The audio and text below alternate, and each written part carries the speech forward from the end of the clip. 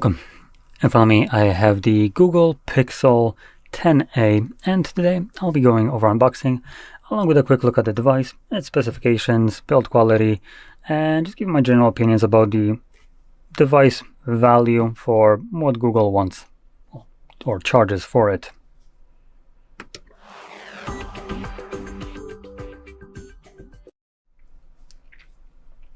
Okay, so packaging wise, we have typical Google packaging with, I do want to say, pretty nice design with this little pull tab right here at the back. Actually grab it, there we go. So ripping that off, you can now just slide it out like so.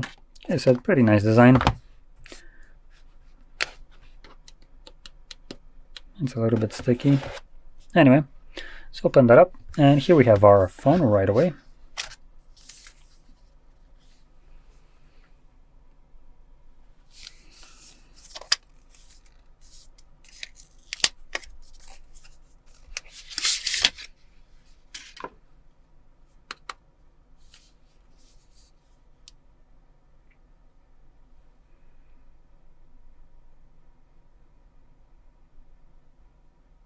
Come on, you're gonna turn on. Oh, I have to let it go for it to turn on. Okay. Anyway, here we have some paperwork, our SIM eject tool, and below that we have our Type-C to Type-C charging cable, and that's all we get. That's a little bit disappointing, to be completely honest, considering I already did get a quick glimpse at what the device offers. Now let's start off with the screen. This is going to be the first thing that you're going to see, and also the first things that are going to stand out as massively outdated for current times. So, or at least maybe not massively outdated, but I'm going to get to it. So size-wise, it's actually a pretty compact display at 6.3 inches with a 1080 by 2424 pixel resolution, which is, for this screen size, fantastic. Now, also the type of display right here, pretty good. POLED, HDR certified, or well, it's not really certified. It's not 10 plus. It's just HDR. We have 120 Hz refresh rate and a peak brightness of 3000 nits. So, in this kind of setup, this is pretty good. Now, where it kind of falls apart is the screen to body ratio. We're looking at only 84.3% screen to body ratio. It's also 422 pixels per inch pixel density, and corner glass 7i that is covering at the front with no pre-applied screen protector whatsoever. So I'm quickly going through the setup right here. Quickly is maybe an overstatement. So we can actually get a better look at the bezels, as right now it's not that visible. We have relatively dark background, and there we go. Now you can see these bezels. This is a $500 device. Excuse me, what are these? These are massive. These are like straight from like a couple years back. So that's one of the first thing that I noticed about this device that stands out in a not a good way. Now, brightness wise, it should be fine. This isn't technically the peak brightness. Let me whip out my phone and bear with me. So I'm just gonna launch Flash.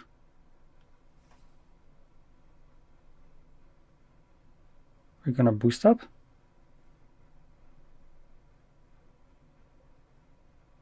Interesting, it's not boosting above.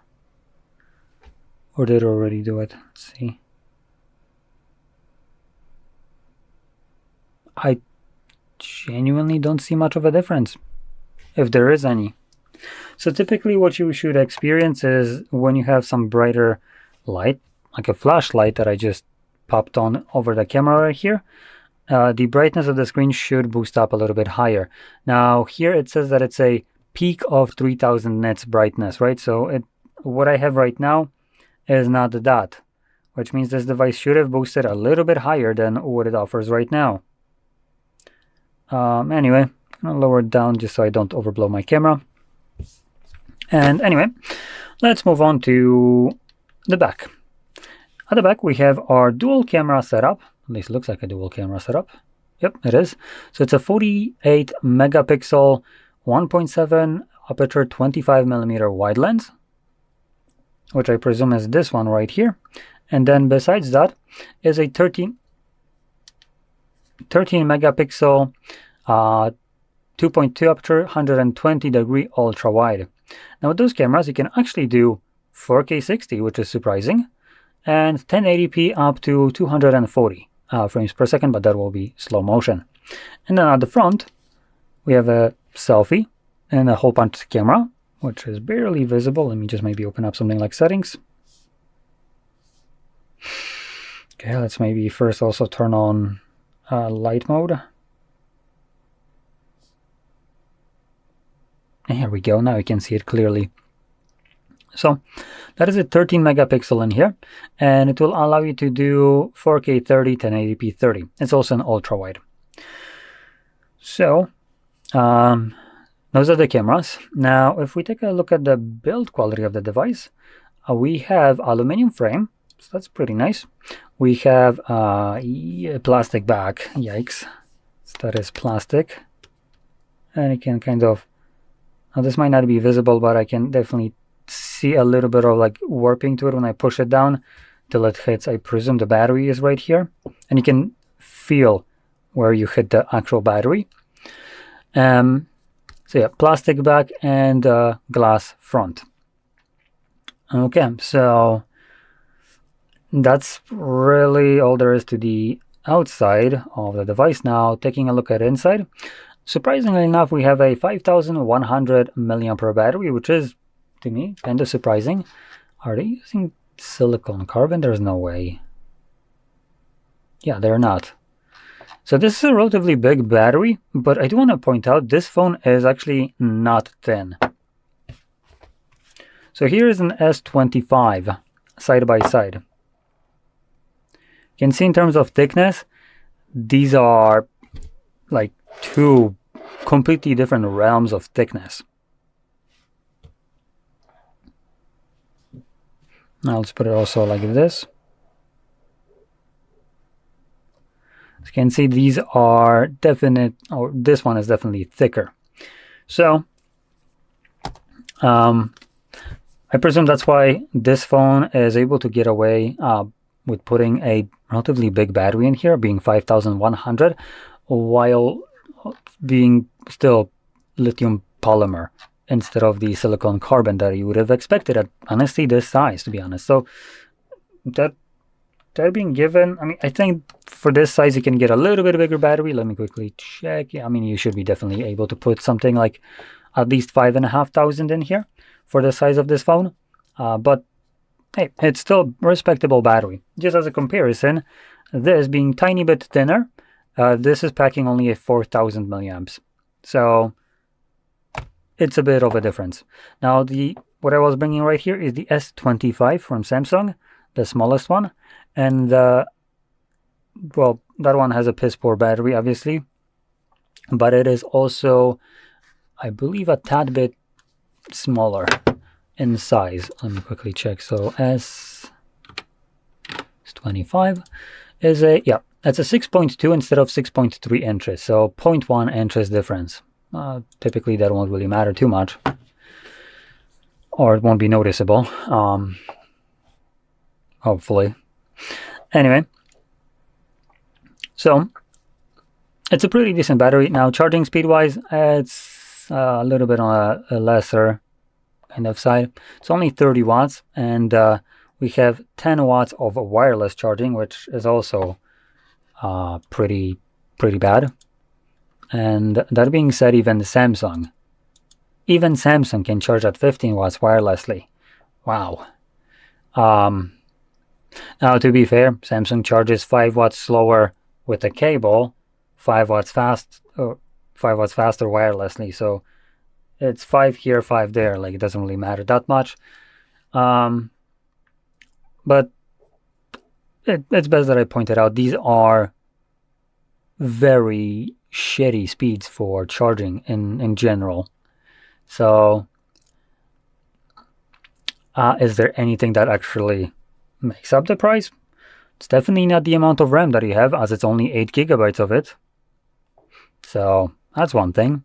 It's definitely not the processor, as it's a Google Tensor G4, which is at the best a mid-range processor in my assessment.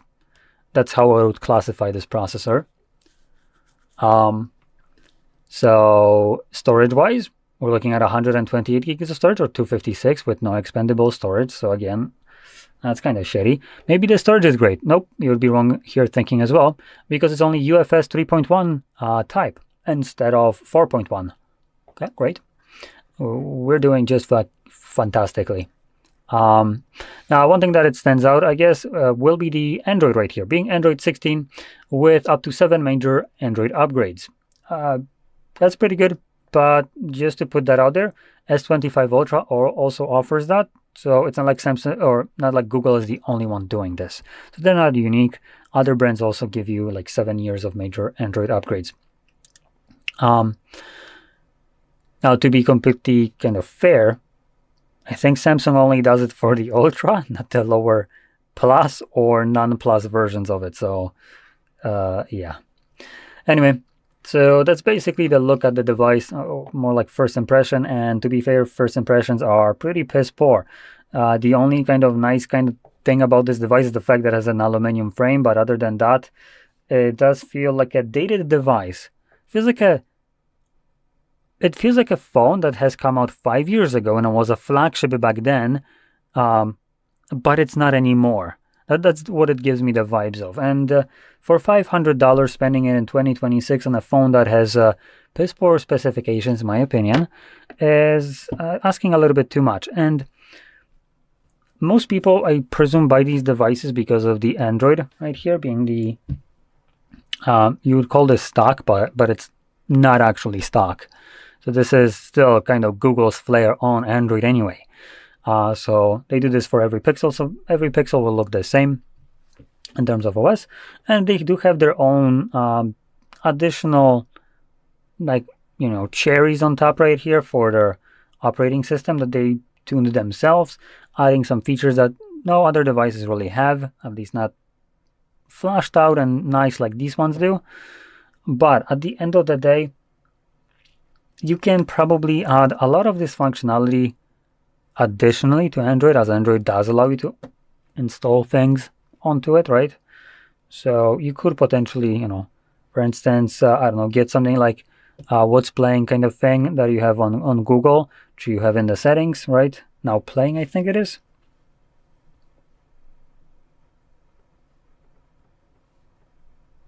There we go, now playing. So you can turn that on. Does it matter?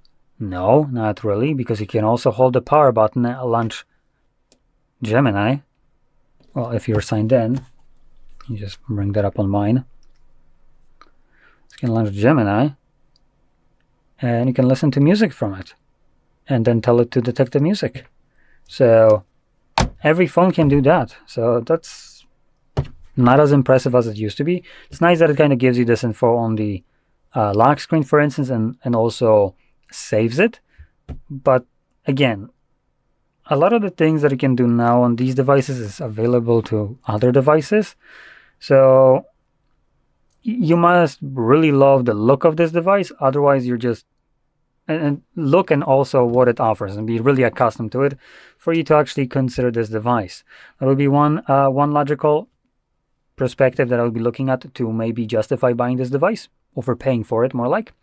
The other one would be if you're planning to just straight up get rid of Google from it and install Graphene OS, which again, Graphene OS is primarily the only kind of system you can, or the Pixel is the only phone you can install Graphene OS. Graphene OS being one of the best privacy-oriented ROMs for your phone, which, if you don't know what a ROM is, it's basically a Android operating system that is made by not Google or not Samsung, not anyone else. Instead of having like this Pixel look or One UI look or whatever, it's basically going to be graphene, and it's made by the team that creates it.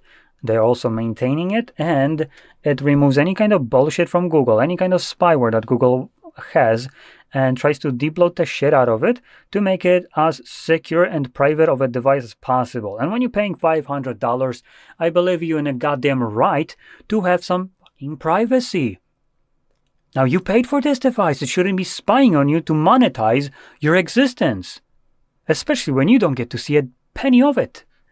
So, in general, because of me being kind of negative towards Google, because of this, I genuinely despise this. The only reason I would be looking at a phone like this would be to straight up just install Graphene OS and get rid of the bullshit Pixel OS on here, or Google, basically, Android. So that would be my only thing, as a straight up middle finger to Google for trying to spy on me. That's basically the only thing that I want to do. And if I don't care to basically install any kind of other custom ROMs like Graphene, you know what, I would prefer to actually spend it on a phone that offers a little bit more than this device does. So probably some of the nicer things in here will most likely be the camera, though it's not the best on paper. Let's see, while using the app, let's quickly take a look.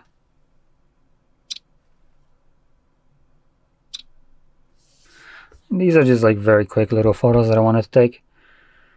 Got it, cool.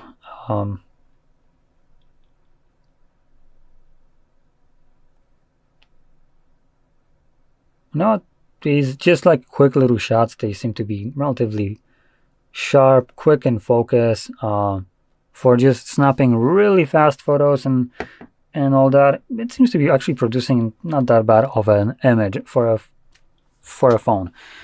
Actually, one more thing that I wanted to mention, I kind of forgot when it comes onto cameras. They're completely flush. There's nothing here. When you place it, there's literally no wobble. This phone is completely flat on a table, which I do actually really like. This is pretty nice. But that being said, just a flat back doesn't really justify a $500 price tag for this, especially when competition exists, and that competition being from Xiaomi.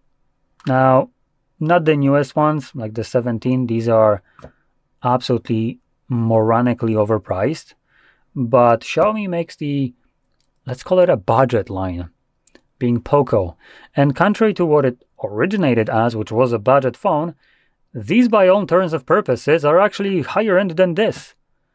So the Xiaomi Poco F8 Pro, which will be the one that is basically about the same price as this one, comes with a glass back, aluminum frame, and also Gorilla Glass 7i, which is what we have right here, but at least the back isn't plastic like we have right here. It has 6.2 thousand mAh battery that can be charged at 100 watts, so more than 3 times faster. We have 12 gigabytes of RAM out of the box, and Snapdragon 8 Elite instead of the Google Tensor G4. And just to kind of give you a little bit of a comparison between these two processors, why I consider that to be a better option. When it comes down to CPU performance, which I'm going to be getting all these information from nanoreview.net, we're looking at, let's quickly go to Antutu benchmarks. This is going to be testing everything like CPU, GPU, RAM, and so on. So in Antutu benchmark 10, Snapdragon 8 Elite, which is, by the way, what was it, 2 generations behind at this point? So it's like a 2-year-old processor. Gets 111% better rating. So to put that in figures, we are looking at 2,723,036, while this G4 gets 1,291,119. That is a insulting difference right here. And this continues also in Geekbench 6, which tests multi and single core performance, and we're getting single core. Snapdragon is just 57% faster, being 3,155 score over the 2005 of this one. And in multi-score, it's only 101% faster, being 9,723 over 4,835. Okay. And the biggest kind of insult, if you like to do gaming, which, hey, it's a phone. It should be able to do whatever you throw at it at this price range, right? Well, think twice, because this hunk of junk basically gets you a, in Geekbench 6, GPU scores of Snapdragon number 1. Let's start with Snapdragon. It gets you 24,141, while this one gets 6,549. It's just 269% faster, meaning the Snapdragon being faster. Wow, that is some staggering performance right here, in not a good way. So obviously for this kind of performance, you're overpaying for this device, like insanely overpaying for it. And again, the Xiaomi offers you double 50 megapixel wide and telephoto lens, 8 megapixel ultra wide, does 8K 30, 4K 60 as well as being able to do 1080p 60 with a selfie, unlike this one, right? This one didn't have 10. Let me just quickly double check. Oh no, it did. Sorry, this one also was able to do. Oh wait, no, sorry, it wasn't. I'm just blind. So yeah, it was 4K 30 and 1080p 30, so it couldn't even do 60. Okay, so in general, like I said, for roughly about the same price, you're getting a phone that is offering much more. And that being said, I am not sponsored by Xiaomi, nor Google, nor anyone. Obviously, recommending someone else's brand when you're supposedly would be reviewing this probably would have been a little bit of a no bueno for Google for me to do. So obviously, I'm not sponsored by them in any way. Neither am I by Xiaomi. I just believe that that specific device, the Poco F8, the F8 Pro and Ultra, both of them are absolute bang for the buck. These are like some of the best phones you can get for this price and what they actually offer. And when I want to compare it to this one, considering they're about the same price, I just wanted to give you comparison what you can get from other brands at roughly the same kind of price. And obviously you get much more, like a lot more. So if you're on the fence, if you want to go with this one, dip your toes into Google or not, and you're on the fence, well, I just gave you some other alternative that you could look into that will work great. And contrary to what you might see sometimes online and some people saying that, you know, the different brands are kind of shit, let's be honest, every phone nowadays runs the same bullshit Android 16 at this point, right? So if one phone does it shittily, probably all the other ones do it shittily. They're running the same damn OS. And for the most part, they're running also a lot of the times the same kind of components. So that being said, if anyone says that, you know, Xiaomi is kind of shit and lags and whatever, yeah, maybe they did over a decade ago, but we don't live a decade ago, we live now, and those phones are basically all equivalent to each other. And at this point, you're only looking at at least I am looking at what's better for the money. And to me, that is undeniably going to be not this. So yeah, anyway, that's about it. I hope you found this video helpful. This kind of comparison. It's not really traditional from like reviews and stuff like that to give you other alternatives, but hey, I don't need to worry about being sponsored. I can just tell you what's out there and what you could look into instead of being afraid that Google won't send me their new sample. Don't care. So anyway, I hope you found this helpful. And if you did, don't forget to hit like, subscribe, and thanks for watching.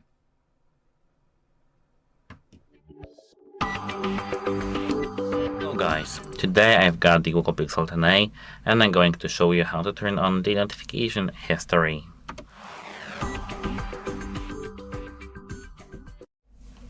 At first, you need to open the settings. Now here, tap notifications and tap notifications history. Toggle it on and just wait for any notification. That's it. Hope it helps you, and goodbye.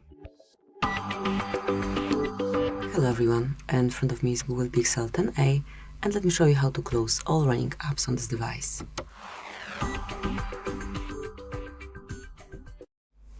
So, all you have to do is to slide with your finger up and hold it for a while. Here you've got all apps that are currently active, and to close them all off, just mark clear all. And that's it, that will be all. So, thank you for watching, please subscribe our channel, and leave the thumbs up. Good morning guys, and in front of me is Google Pixel 10a, and let me show you how to change video resolution. So at first, open your camera app. Now go to video mode, and now right here you'll be able to open video settings. Here you've got the resolution, apply the one that you want to record your videos in, for example 4K, go back and start recording. So that's it, thank you for watching, please subscribe our channel and leave the thumbs up. Hello everyone, and in front of me is Google Pixel 10a, and let me show you how to clear credentials. So at first, enroll the list of all apps and open settings. Then find and select security and privacy, scroll down, mark more security and privacy settings, and click on encryption and credentials. Now mark clear credentials and tap on OK. And that's it, that will be all. So thank you for watching, please subscribe our channel and leave the thumbs up. Good morning guys, and in front of me is Google Pixel 10a, and let me show you how to reset Wi-Fi settings. So at first, enroll the list of all apps and enter settings.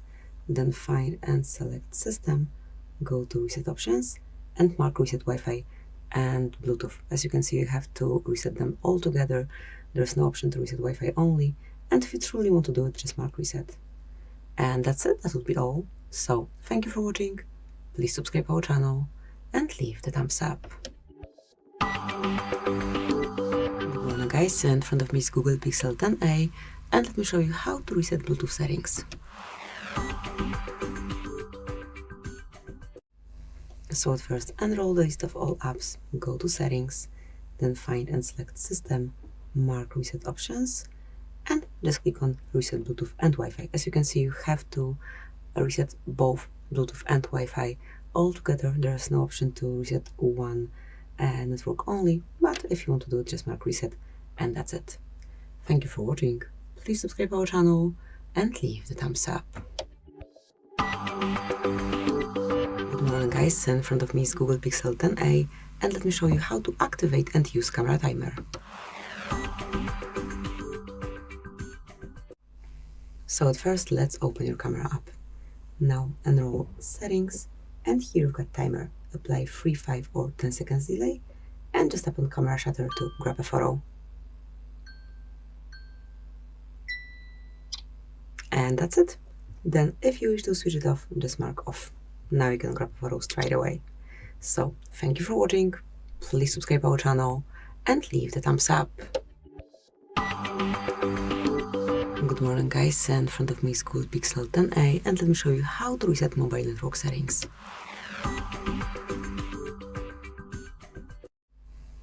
So at first, enroll the list of all apps and open the settings. Then find and select system, go to reset options and mark reset mobile network settings. And if you truly want to do it, mark reset settings, then confirm. Just remember that this operation cannot be undone. Mark reset, and that's it, that will be all. So thank you for watching, please subscribe our channel and leave the thumbs up. Morning guys, and in front of me is Google Pixel 10a, and let me show you how to change phone ringtone.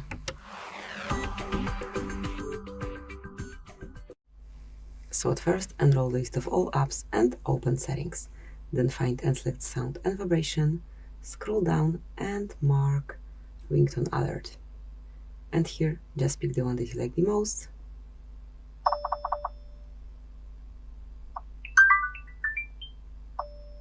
Tap on save.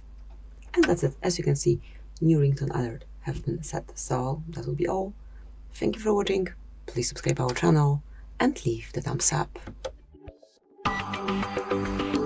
Hello everyone, and in front of me is Google Pixel 10.8, and let me show you how to apply dark theme.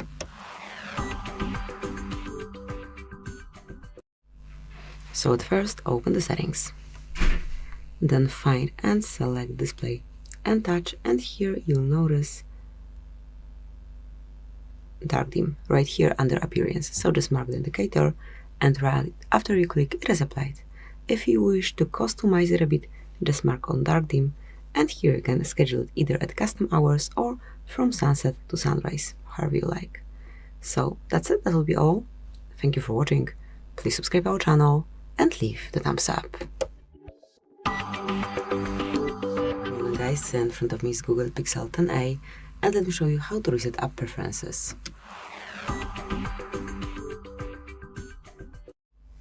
So at first, let's open the settings. Then find and select apps. And now enroll all apps that you have. Just mark on see all apps. Then select more icon and click on reset app preferences. And now if you truly want to reset all app preferences for disabled apps, disabled app notifications, default application instructions, background data restriction for apps, or any other permission restrictions, just mark reset apps. And that's it, that will be all. Thank you for watching. Please subscribe our channel and leave the thumbs up. Good morning guys, and in front of me is Google Pixel 10.8, and let me show you how to locate serial number. So to do it from your phone, you've got two options. The first one is to open your phone dialer, enter code *#06#. Here you've got device info with serial number included, and basically that's it.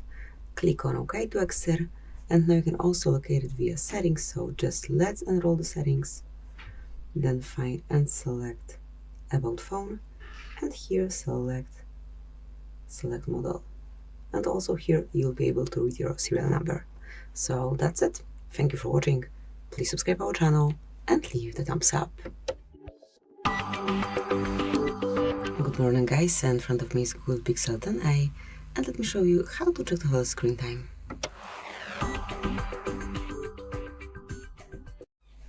So first, enroll the list of all apps and enter settings. Then find and select digital well-being and parental controls, and here you've got kind of basic data. If you'll tap on it again, you can get a bit more knowledge, so you can check statistics for each app. Just mark on the icon, and then you can check screen time, notifications received, or times opened, and also you can check it daily or hourly. So this is it, that will be all. Thank you for watching. Please subscribe our channel and leave the thumbs up. Good morning guys, and in front of me is Google Pixel 10.8, and let me show you how to locate IMEI number. So if you wish to get IMEI number assigned to this device, you've got two options to do it from this phone. The first one is to open your phone dialer and enter secret code, which is *#06#. And as you can see here, you've got device info with IMEI numbers. Over here, tap on OK to exit, and now you can also find it via settings. So just enroll the settings at first, go to About Phone, and now select IMEI. So here you've got the first one and also the second. So that's it, that will be all. Thank you for watching. Please subscribe our channel and leave the thumbs up. Good morning guys, today we've got here Google Pixel 10a, and let me show you how to change date and time.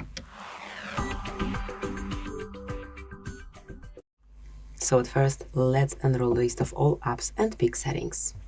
Then go to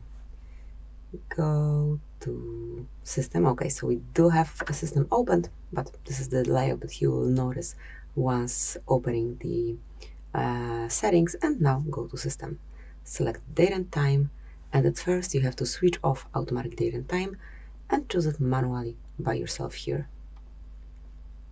just like that. Tap on OK, and that's it. Then you can also switch off automatic time zone and pick it from the list. So that's it, that will be all. Thank you for watching. Please subscribe our channel and leave the thumbs up. Hello everyone, everyone, in front of me is Google Pixel 10a, and let me show you how to change language on this device. So at first, enroll the settings, then find and select System right here, and go to Language and Region. Now choose System Languages, tap on plus icon to add a new language, and choose the one that you want to apply. Just scroll till you find the preferred one, or click on Search button and provide it here.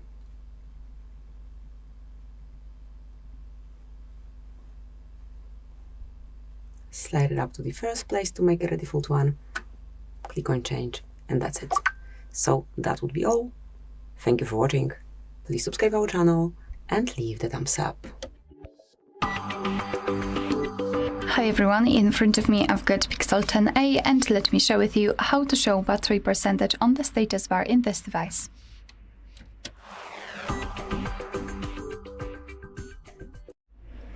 So let's begin with opening the settings, and here we have to scroll down until we will find the option battery. Let's tap on it. As you can see at the very bottom of the list, we've got the option battery percentage, so simply tap on the switcher next to it. And as you can see now, we've got the exact percentage of the usage of the battery inside the battery icon.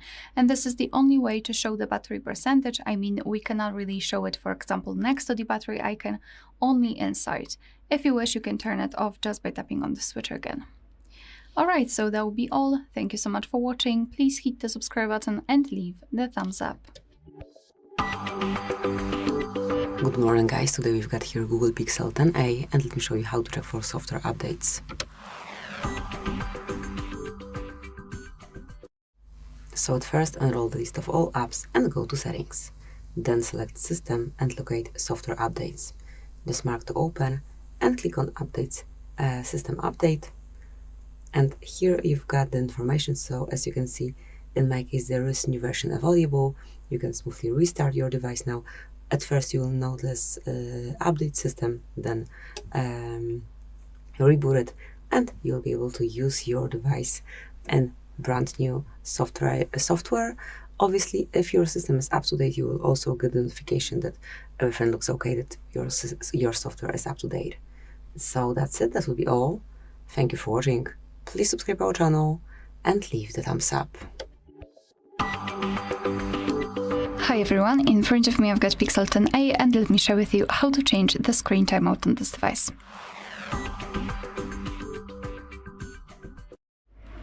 So let's begin with opening the settings, and here we have to scroll and find the display and touch. Then let's scroll down and go to screen timeout. And as you can see here, we've got some options from which we can choose. At the top, we've got relatively short options like 15 or 30 seconds, and the 30 seconds option is currently applied. Or at the bottom, we've got the longest, which is 30 minutes. So all you have to do is to simply tap on the option you'd like to use. I'll pick 5 minutes, and as you can see, it is immediately marked. And after getting back, you can see that it is notified here that after 5 minutes of an activity, this device will black out. Alright, so that will be all. Thank you so much for watching. Please hit the subscribe button and leave the thumbs up. Welcome. In this video I will show you how to remap the power button or the side button of your Google Pixel 10a so that it opens up the power menu.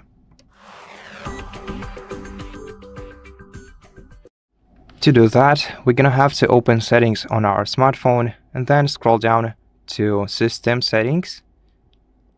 In System, we're gonna have to select Gestures and then select press and hold power button in here and switch from Digital Assistant to Power Menu. And right now, holding down the side button will open the power menu for you instead of Google Assistant. If you want it the other way around, of course, you can switch back to Digital Assistant. And that's how you do it. Thank you for watching this video. If it helps you, please consider subscribing to our channel, leave us a like in the comment below, and I'll see you in the next one. Hello guys, today I have got a Google Pixel 10a and I'm going to show you how to enable the one-hand mode on this device. So, at first, open Settings. Here, now you need to go to the system. Over here, now you need to go straight to the gestures. And now, as you can see here, they have one-handed mode. Tap it to enable. And now here they have either pull notifications into reach or show notifications. So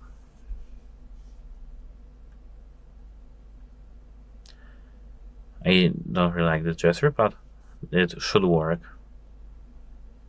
As I can see, it doesn't.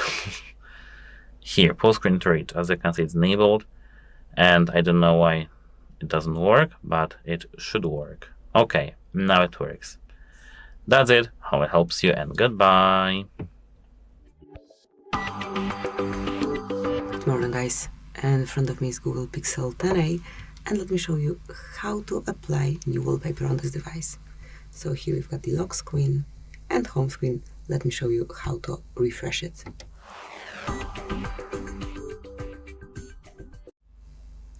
So at first, let's open the settings. Then find and select display, wallpaper and style right under display and touch. And here click on more wallpapers. Now you can pick from all the albums that are here. You can also choose a photo from your gallery.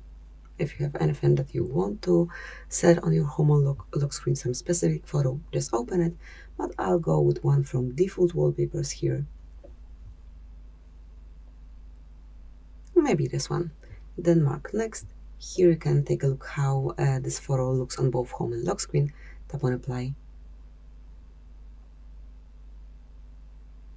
And that's it. As you can see, it is already set. So that's it. Thank you for watching. Please subscribe our channel and leave the thumbs up. Hi everyone, in front of me I've got Pixel 10a, and let me share with you how to clear the browser on this device.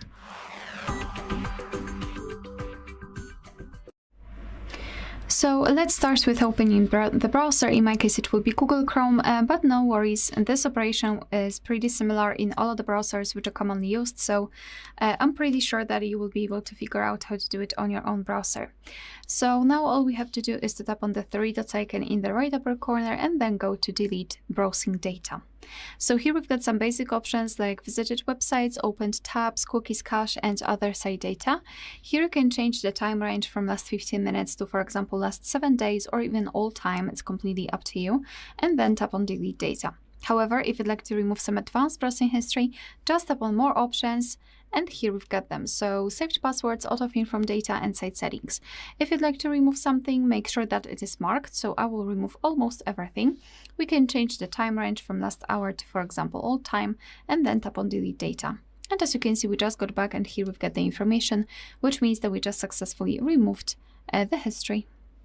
Alright, so that will be all. Thank you so much for watching. Please hit the subscribe button and leave the thumbs up. Welcome. In this video, I will show you how to connect to Wi-Fi 6E networks on your Google Pixel 10a.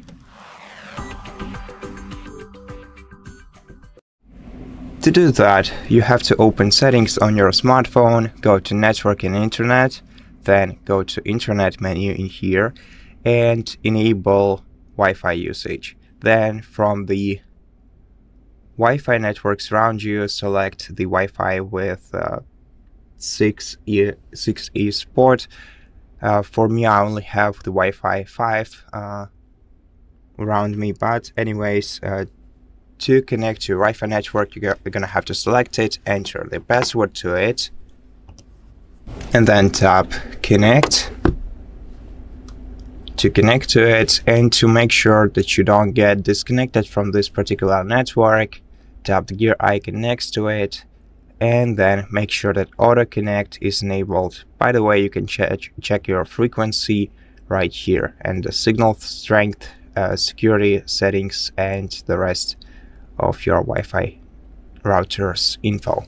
And that's it. Thank you for watching this video. If it helped you, please consider subscribing to our channel, leave us a like and a comment below, and I'll see you in the next one.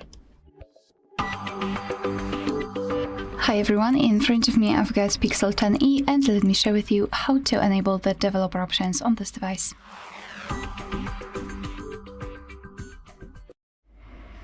So let's start with opening the settings, and here we have to scroll down and find About Phone. Then we have to localize a special number which is called build number, and as you can see it is at the very bottom of the list. So now let's simply keep tapping on it until you'll see the information that you're in the developer mode. Now we can go back to the general list of the settings and go to the system. Here let's scroll down and find developer options. So as you can see, here we've got the full list of available advanced options from which we can choose, and basically everything works the same just like in the regular settings. So if you'd like to turn on the feature, simply tap on the switcher on it and it will be immediately activated and applied. Of course you can turn it off the same way, and if you've got the options without the switcher, simply tap on them to open more options to choose from. If you're done with customization of developer options, you can turn them off just by tapping on the switcher which is pinned to the top of the screen. Simply tap on it, most of the options will be inactive, and after getting back you can see that the developer options disappeared from the system settings. But of course no worries, you can customize them again.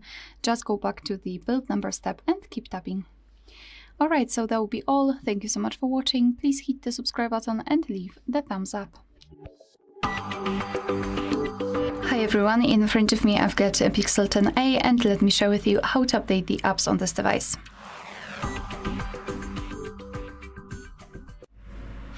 So first of all, make sure that you've got the internet connection, and I highly recommend using Wi-Fi instead of mobile data, and then we can enter the Play Store.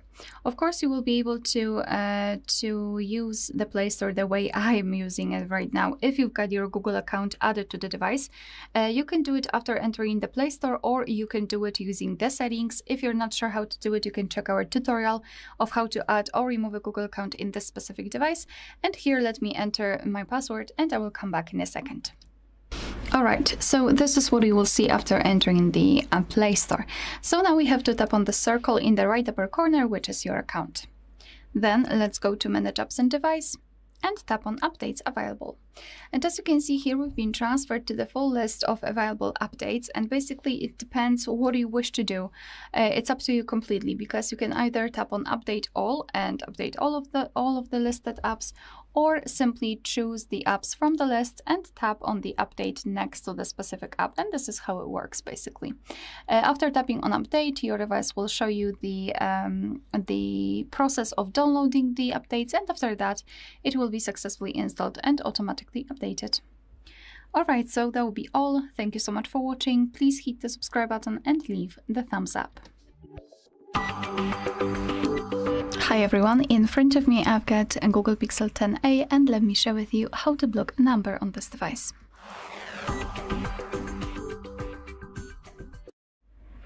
So let's start with opening the dialer.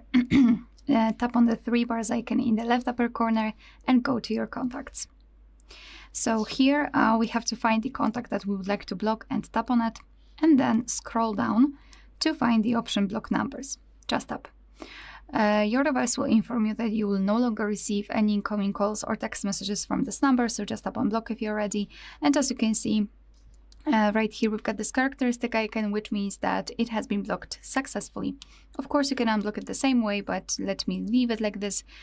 We will check whether it will appear on the blacklist. So now what we have to do is to come back to the home page and tap on the three bars icon in the left upper corner again. Then go to Settings, and here go to Blocked Numbers. And this is our blacklist. That's the number we blocked from our contacts, which means that the previous option works. We can also tap on Add a Number here and enter the number manually. Tap on Block, and it will be immediately applied. Moreover, at the top we've got the option Unknown. We can turn it on and off just by using the switcher, and we can basically block the calls from all unidentified callers. If you'd like to unlock the number, just tap on this X button right next to it and tap on Unblock. Alright, so that will be all. Thank you so much for watching. Please hit the subscribe button and leave the thumbs up. Welcome, in this video I will show you how to enable and schedule the dark mode from sunset to sunrise on Google Pixel 10a. So first of all, we're gonna need to open settings on the smartphone. Then in settings go to display and touch, and here you'll see the dark theme option. And if you want to enable it manually, just switch this toggle to the right. However, if you want to schedule it, then select the dark theme option, select schedule, and then select either turns on from sunset to sunrise if you want the phone to detect these times automatically and automatically switch to the dark theme, or select turns on at custom time and select the sunset times and sunrise time manually. And you can also switch from standard to expanded mode, which will basically try to apply the dark theme for most applications that do not natively support it. So basically, if you want your dark theme or night mode to work from sunset to sunrise, then select schedule and select turns on from sunset to sunrise. And that's it. Thank you for watching this video. If it helped you, please consider subscribing to our channel, leave us a like and a comment below, and I'll see you in the next one. Hi everyone, in front of me I've got Pixel 10a, and let me share with you how to enable the Google backup on this device.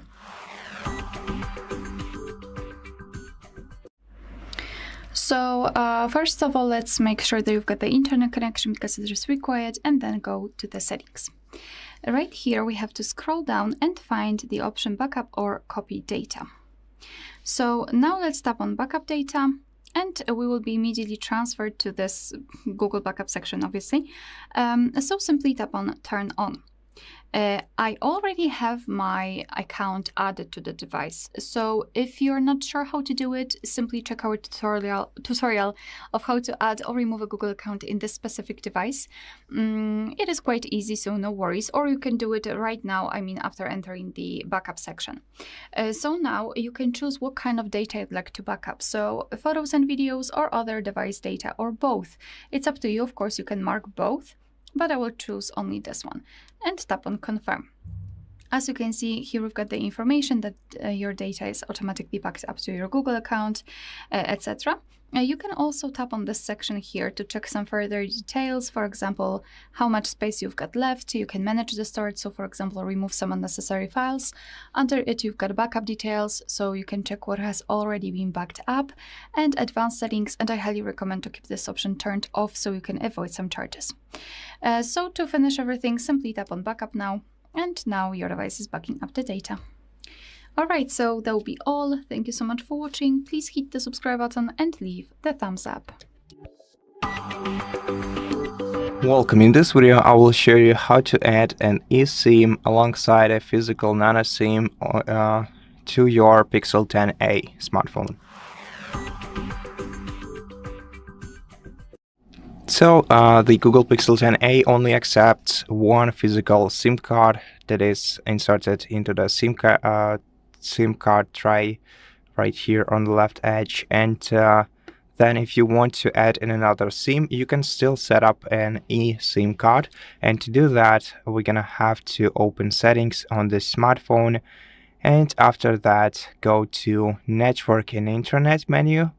In the settings menu here, go to SIM cards, and then tap add SIM, and then select set up an eSIM, and then wait until your network info is checked. Then you're gonna have to scan the QR code that you received from the operator that they give to basically set up your SIM card. If you don't have the physical photo of the QR code, you can scan from the photo. So tap scan from the photo, then select a photo from your gallery with the SIM card on it, with the SIM card QR code on it, and let your smartphone scan this QR code. So yeah, this one was not apparently from an eSIM card, but after you scan the QR code, you'll be able to proceed with the following instructions and set up an eSIM on your smartphone. And that's how you do it. Thank you for watching this video. If it helped you, please consider subscribing to our channel, leave us a like and a comment below, and I'll see you in the next one. Hi everyone, in front of me I've got Pixel 10a, and let me share with you how to change the keyboard language on this device.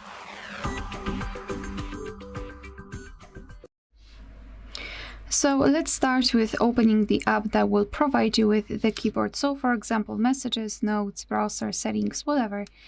Just have the keyboard on the screen like here, and then enter the settings. Here, let's tap on languages at the top and tap on add keyboard. So here we've been transferred to the full list of available languages from which we can choose. So all you have to do is to find your language and then tap on it. So I'll pick this one. Let me choose this one. And here we can choose the keyboard layouts, and basically the number of keyboard layouts depends on the specific language. Sometimes you will have only one, like in this case, or even up to 10 different layouts. So just mark the option that you'd like to use and tap on done. So we just successfully added our language, and before I'll show you how to remove the language from this list, I'd like to show you how to use the keyboard with 2 or more languages added. So let me go back to the keyboard. And here we've got the hint, of course, the instructions. So here we've got the globe icon, thanks to which we can change the keyboard layout. So now we've got English, and after tapping on the globe icon, we've got the other one. So this is how it works, and if you'd like to remove the keyboard language, simply go to the settings again, then go to languages, and here tap on edit in the right upper corner. Mark the language that you'd like to delete and tap on remove, and as you can see, we've got only one language applied. Alright, so that will be all. Thank you so much for watching. Please hit the subscribe button and leave the thumbs up.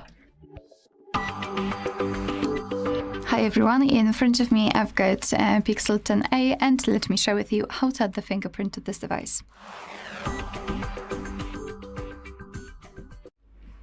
So let's begin with opening the settings, and here we have to scroll and find security and privacy. Then let's scroll and find device unlock and tap on fingerprint. Here let's enter your screen lock. And here we've got the information about the fingerprint, so just scroll all the way down and tap on I agree. And here we've got the visualization, I believe, of the fingerprint sensor, so how it will work. So just tap on start, and here we've got our fingerprint sensor. So let me put my finger on it, and now we have to do it multiple times in order to add the fingerprint fully. So try to catch every part of it for better recognition.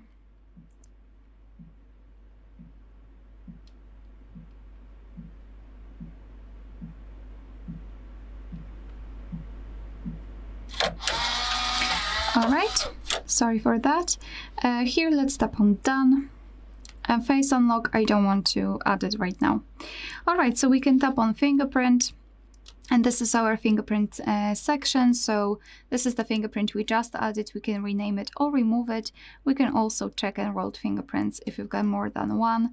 Here you can decide for what you want to use the fingerprint for. So unlock your phone and verify it's you in apps, which is quite comfortable to use. And here use fingerprint unlock when the screen is off.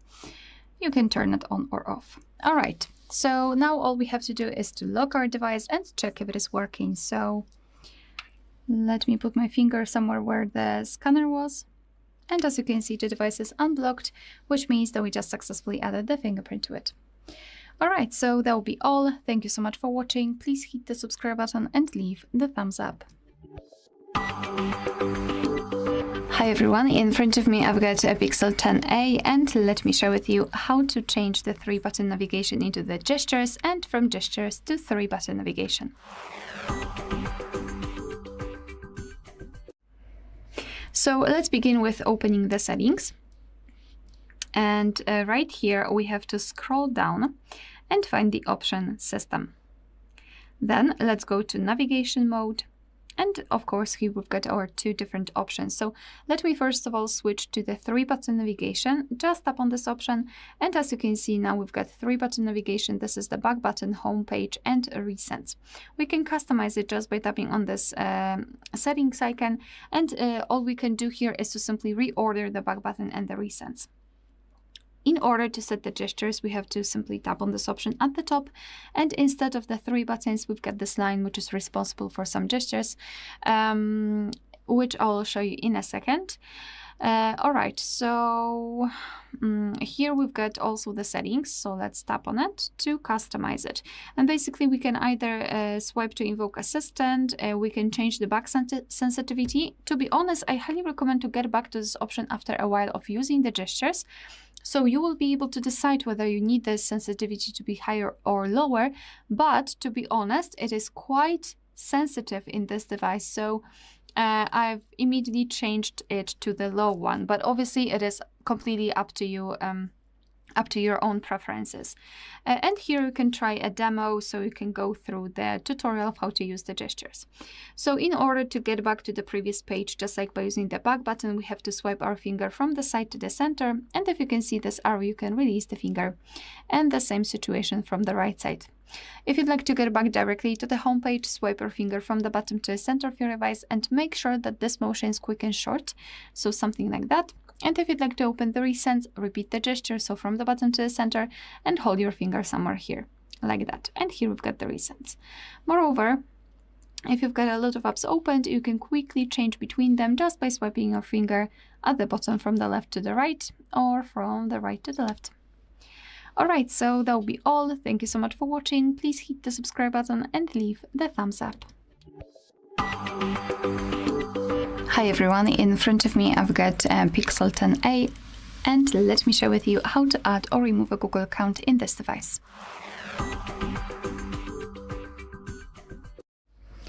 So first of all, make sure that you've got the internet connection because it is required, and then we can open the settings. If you'd like to, you can tap on Google Services, and here in this section you can add your Google account to the device. But to be honest, I prefer to do it using a different section. I don't know why. It's probably just a habit. I'm not sure. So all we have to do is to scroll and find the option Passwords, Passkeys, and Accounts. Here, let's tap on Add Account and choose Google. Again, make sure that you've got the internet connection because it is required. And here in this step, you can either create a new account if you do not have your own yet, or simply type your email or phone. So let me do it. And tap on Next.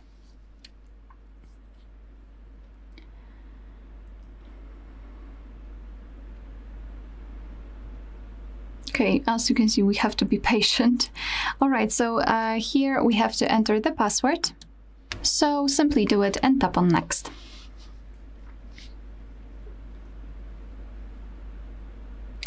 So now I have to go through the two-step verification, so just give me a second. All right, I am back. So now we have to decide who will be using this device. So just mark the option and tap on Next. Here, Google Terms of Service and Privacy Policy, you can tap on them to learn more, and tap on I agree after reading.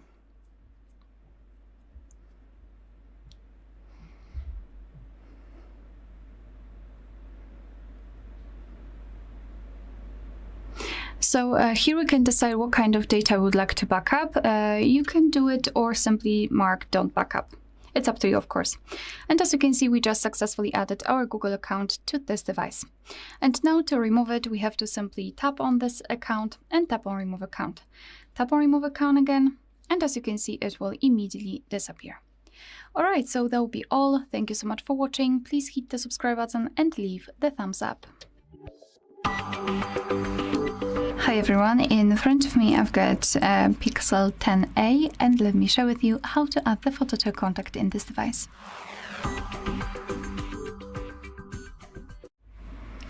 So let's start with opening your contact list, for example with the usage of the dialer. Go to your contacts, sorry, not here, 3 bars icon in the left upper corner and tap on Contacts. Find the contact that you'd like to edit and tap on it. And here tap on this edit icon, so pencil icon. So here we've got our profile picture, and here we've got calling card. So let me focus on the profile picture. So just tap on this edit icon, and as you can see here, we've got different sections from which we can choose the photo from. So here, device photos, we can open our own gallery, or we can open the camera app and take a photo of someone who's right in front of us. Right here, we've got Google Photos, so let me just omit that because it is basically our backed up photos. Here, monogram, so you can use 1 or 2 letters. You can change the background color. You can also change the font. So it's up to you. You can also use emoji. So instead of the letters, we've got the emoji. We can tap on it and choose from the full list of available emojis. So just tap on the specific option. Again, you can change the background color. Moreover, here we've got the option monochrome. So right now we've got the emoji we've got the emoji. And after choosing this switcher, we can change it to this icon-like option. And the illustrations, which are free of charge, and they are available online. So so if you do not feel like using monogram, you don't really want to use any kind of your photo, you can still choose something from the illustrations. So just find the illustration. I will find the illustration. Here we can also choose the presets, different colors. We can also crop the picture, we can zoom it in or out and change the position of it. And thanks to it, we can decide what we will see after saving the whole contact, because this highlighted circle is responsible for it. So position it just like you want to, and then tap on choose and tap on save in the right upper corner. And as you can see, this is how our contact will look like. Of course, you will be able to see this photo on the contact list and, for example, during all incoming calls from that specific number. Alright, so that will be all. Thank you so much for watching. Please hit the subscribe button and leave the thumbs up.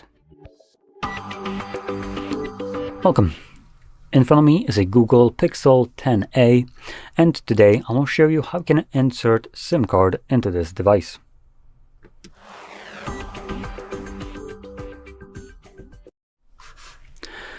So, before we get started, you'll want to grab a SIM eject tool similar to this one, which will come provided with the device in the box. But if you can't find it, you could use something like a paper clip, straighten out one of the ends, and it should work just as well, as long as it doesn't have that, plastic wrap around it. If it does, you can just always cut it off. Now, I also want to point out that typically you wouldn't be looking for something as fancy looking as this. This actually came with a budget device. You'd be looking for something like this, the crappy little piece of metal.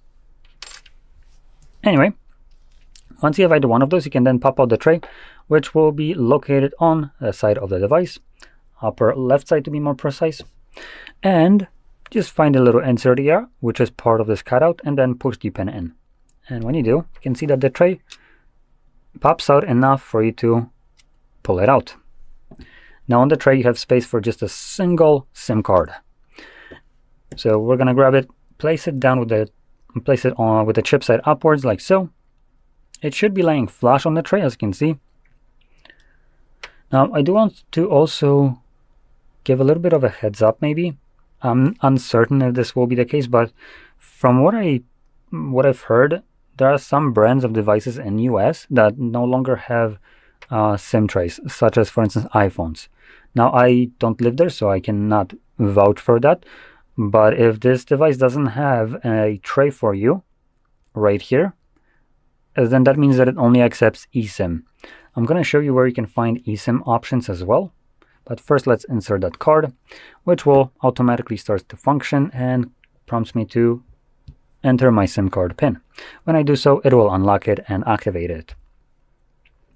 So that's really all you would need to do with a physical card. Now for the eSIM purposes, you would navigate into settings, and I believe it's going to be in network and Ethernet and SIMs. Add SIM, and here you can select setup in eSIM. One thing to keep in mind, for setting up eSIM, you do need to have internet connection, either through Wi-Fi or mobile network. For mobile network, obviously, that would imply that you also need to have a SIM card already in. But if you just use eSIM, you can just connect to your Wi-Fi, and you can then add your eSIM. So anyway, that's about it. So if you found this very helpful, don't forget to hit like, subscribe, and thanks for watching. Welcome. In this video, I will show you how to transfer data from an old phone to Google Pixel 10a. First of all, make sure that both devices are connected to the same Wi-Fi network. And after that, on your Pixel 10a, we're gonna have to open settings, then scroll down to backup or copy data, then select copy data using Android switch, then select start and select your device's type. So if it's a Google Pixel or another Android device, select first option. If it's an iPhone or an iPad, select the second one. Now we have the Google Pixel 8 right here. So let's select Pixel or Android device. And then we're gonna have to scan the QR code on another device. So let's open the native camera application on another smartphone and scan this QR code. Then we'll be connected.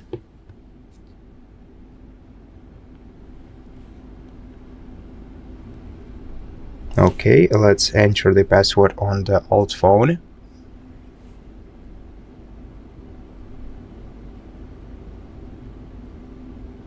Now make sure to just keep your devices close to each other.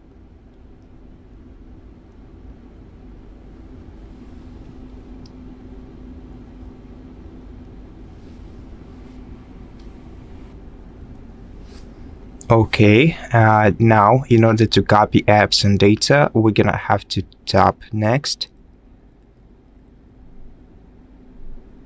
Then the phone will be preparing for copying.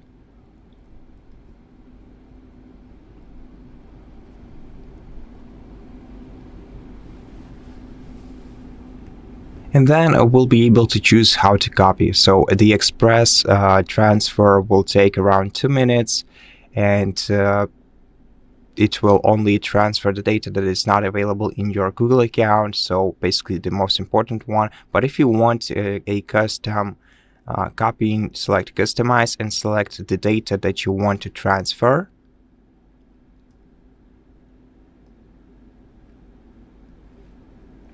But I think this time I will go with the express copying, since it's just gonna be much faster, and both devices are Pixel, so we don't really need many things to transfer many things from one to another.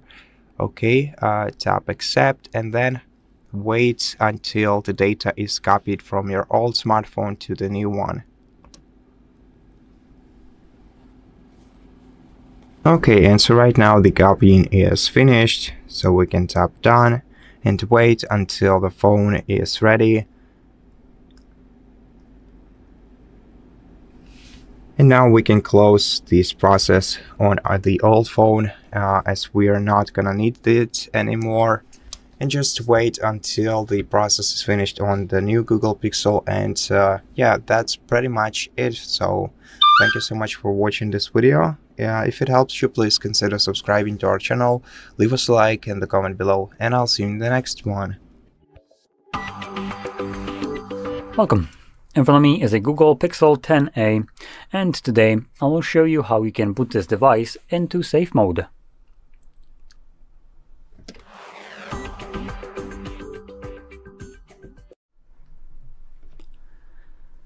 So, to get started, you will want to swipe down from the top of your screen, do that once more, and this will show you the power button at the bottom. That's the easiest way to now find the power button. So we're going to click on that. It shows a bunch of options. Now what we want to do now is hold power off. When you do so, you can see that it changes then into this pop-up, reboot to safe mode, with a quick message. Do you want to reboot into safe mode? This will disable all third-party applications that you have installed. They will be restored when you reboot again. So we're going to click on OK and just wait for the device to boot back up.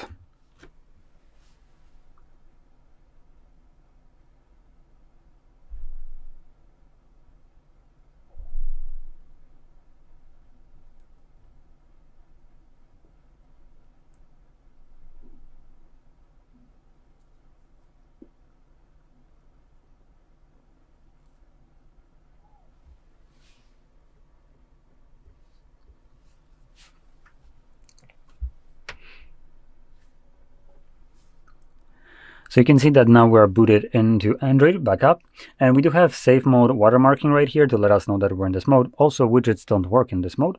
And other than that, the second page right here is filled with applications that will not function in this mode. And you can see that they just became monochrome. Now, even if I try to open them up, it gives me a pop-up that downloaded apps are disabled in safe mode. So this is designed for troubleshooting. Maybe you create some kind of app developer and you created one that is just causing you problems right now, and you can't manage it in normal mode, as even when you close it, it still has some kind of permission to run in the background and cause problems. Obviously, you would boot it into safe mode in this case, and that application can't do anything. So from there, you can just manage it, get rid of it if you want to, and so on. Now, once you're done and you want to go back to the normal mode, you would just go back to our boot options right here.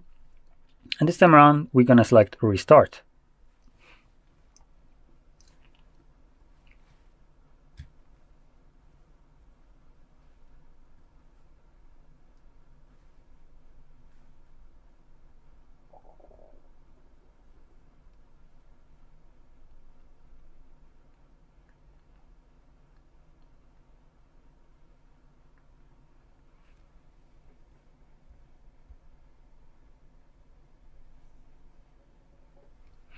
Now, one last thing to mention right here, when you boot back up into normal mode, one thing that happens when you boot into safe mode, it enables airplane mode. So you will need to turn it off when you go back to the normal one, because it doesn't disable it in normal mode for some reason. So just swipe down twice again, and you can see it right here. Now, it should be added by default, but if it's not, you can then click right here on this pencil and scroll down and find it somewhere in this list. Here, it's actually going to be at the very top, literally the first icon. You would click on the plus like this one, and from there, don't interact with any of those. That's the stupid kind of Google logic right here. It adds a back button with the back button, but this back button actually removes the icon. So you just go back here, and you should have access to it somewhere. So you just tap on it, and it will turn it off. So there we go. Now, in any case, I hope you found this very helpful, and if you did, don't forget to hit like, subscribe, and thanks for watching. Welcome. In this video, I will show you how to set up Satellite SOS on Google Pixel 10a.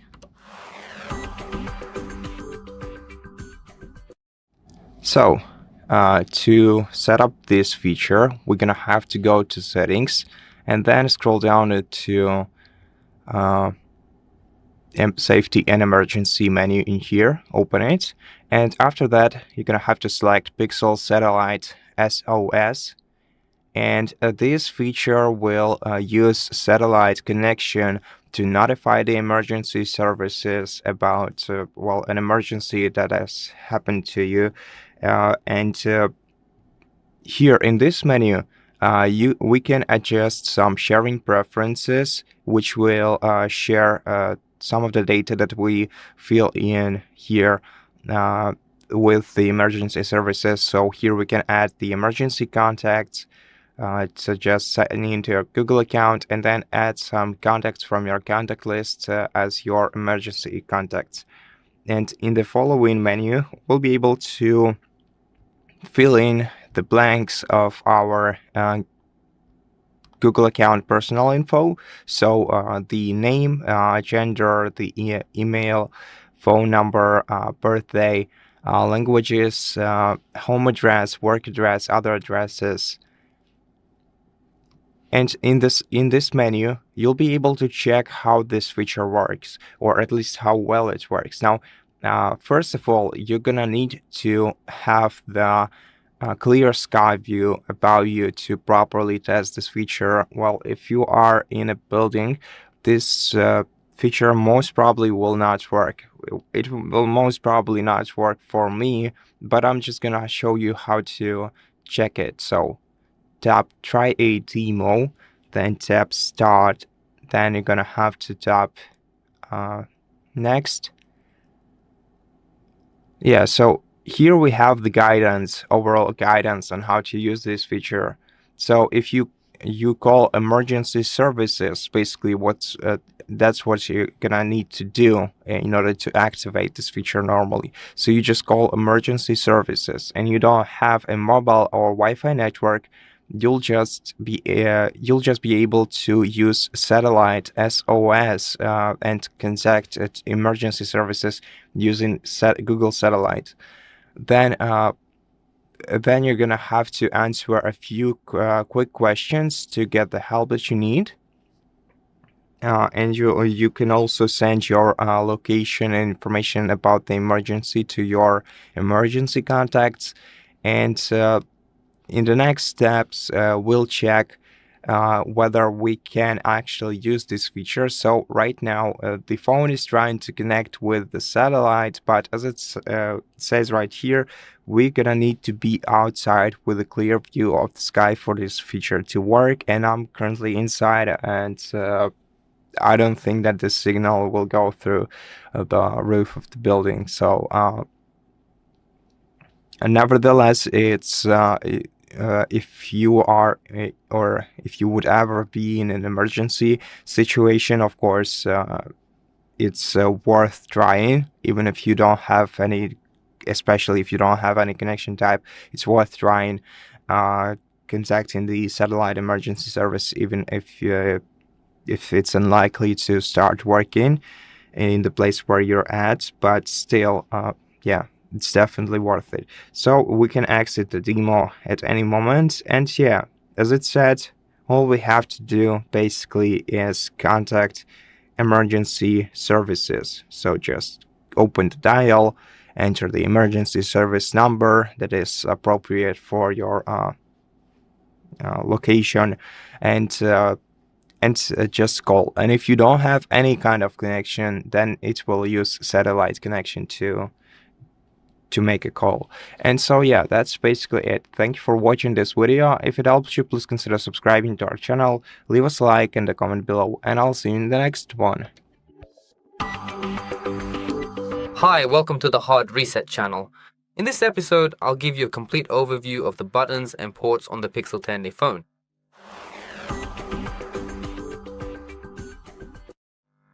Let's begin by looking at the very bottom of our device. When we carefully turn it over just like this, we can clearly see two distinct elongated openings. First, the main charging port, which we'll discuss in more detail in just a moment. And then there is a little line, which we'll also get to in a moment. For now, let's start with our very first left-hand elongated opening. This is the microphone of our device. When we pick up our phone, I'm not sure if it'll quickly catch the focus here. Let's do it so it catches the focus. Alright then. Now, if we take a much closer detailed look, right over here at this very specific spot.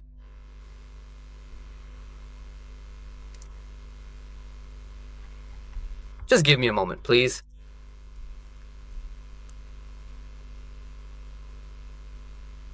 If we take a close look at the screen right now, we can clearly see that there is a specific mesh section here that is shaped only like a small rectangle and is positioned exactly right in the center. However, when we shift our focus over to the other side of the model, we can observe a completely different mesh structure that actually runs along the entire length of the object. So, that is the main difference right there. I really wanted to show this to you just to point out that here we have a regular, much smaller standard microphone. However, in this spot, we have a full-sized speaker.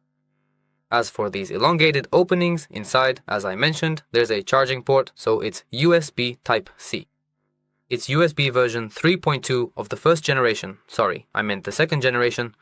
It supports charging up to 30 watts of power delivery, as you might expect, of course. It also fully supports the quick charge technology standard for your compatible devices. We also have power delivery here, so you can quickly and efficiently charge up our device по бажанию. You can also use it to transfer your personal files, for example, to a computer, another phone, or any other compatible device. You can also use this versatile port to seamlessly transmit high-definition video content to, for example, your augmented reality glasses or your external desktop monitor. You are fully capable of achieving all of that quite easily with this single port. As for this thin line you see right here, it is the integrated antenna system of our mobile phone designed for better connectivity.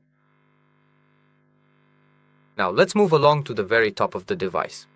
Here you can see there is a small hole and a thin line. Of course, this specific line, just like the one at the bottom, is actually the main antenna of our phone.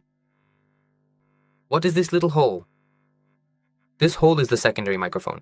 It's used for noise reduction. The device picks up ambient sound right here, which is immediately recognized as background noise, such as heavy wind noise or loud people talking around us. Inside the system, it emits the appropriate frequency of counter sounds to effectively reduce them. And thanks to this advanced technology, our recording doesn't pick up any wind noise or any other unwanted sounds like people, passing cars, and so on. Consequently, you can hear only our clear conversations and absolutely nothing else. Every single word we speak comes through with incredible clarity and absolute precision. All thanks to this remarkably small microphone.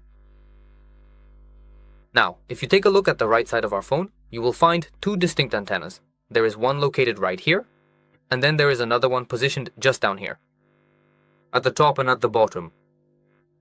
In the middle, there's the power button as well as the volume up and down buttons. With these buttons, so the volume up and down along with the power button, we can control them in our control center. Or rather, sorry, I meant the recovery center or the specialized recovery mode. With these physical buttons, we can navigate upwards and downwards through our available options. Meanwhile, with this one, we confirm the various options that are there. Of course, we also have the opposite side of our phone, where you will be able to similarly locate an antenna positioned at the top, and another one at the very bottom, both of them. Meanwhile, right here in the middle section, there is a dedicated slot for your SIM card, which you can easily insert into your mobile device at this point. And that right there provides a complete and detailed overview of our new phone and exactly what features are on it. If this video was helpful to you, leave a thumbs up and subscribe. That's all from me. I'll say goodbye now. Bye. Welcome. In front of me is a Google Pixel 10a, and today I will show you how you can enable and also set up your Do Not Disturb mode.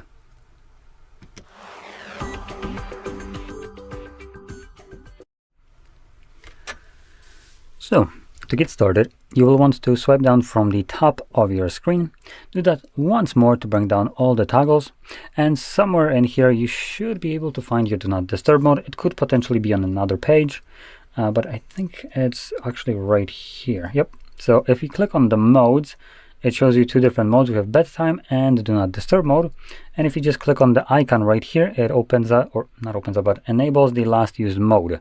So as an example, if that was bedtime, I think it would have turned on bedtime instead.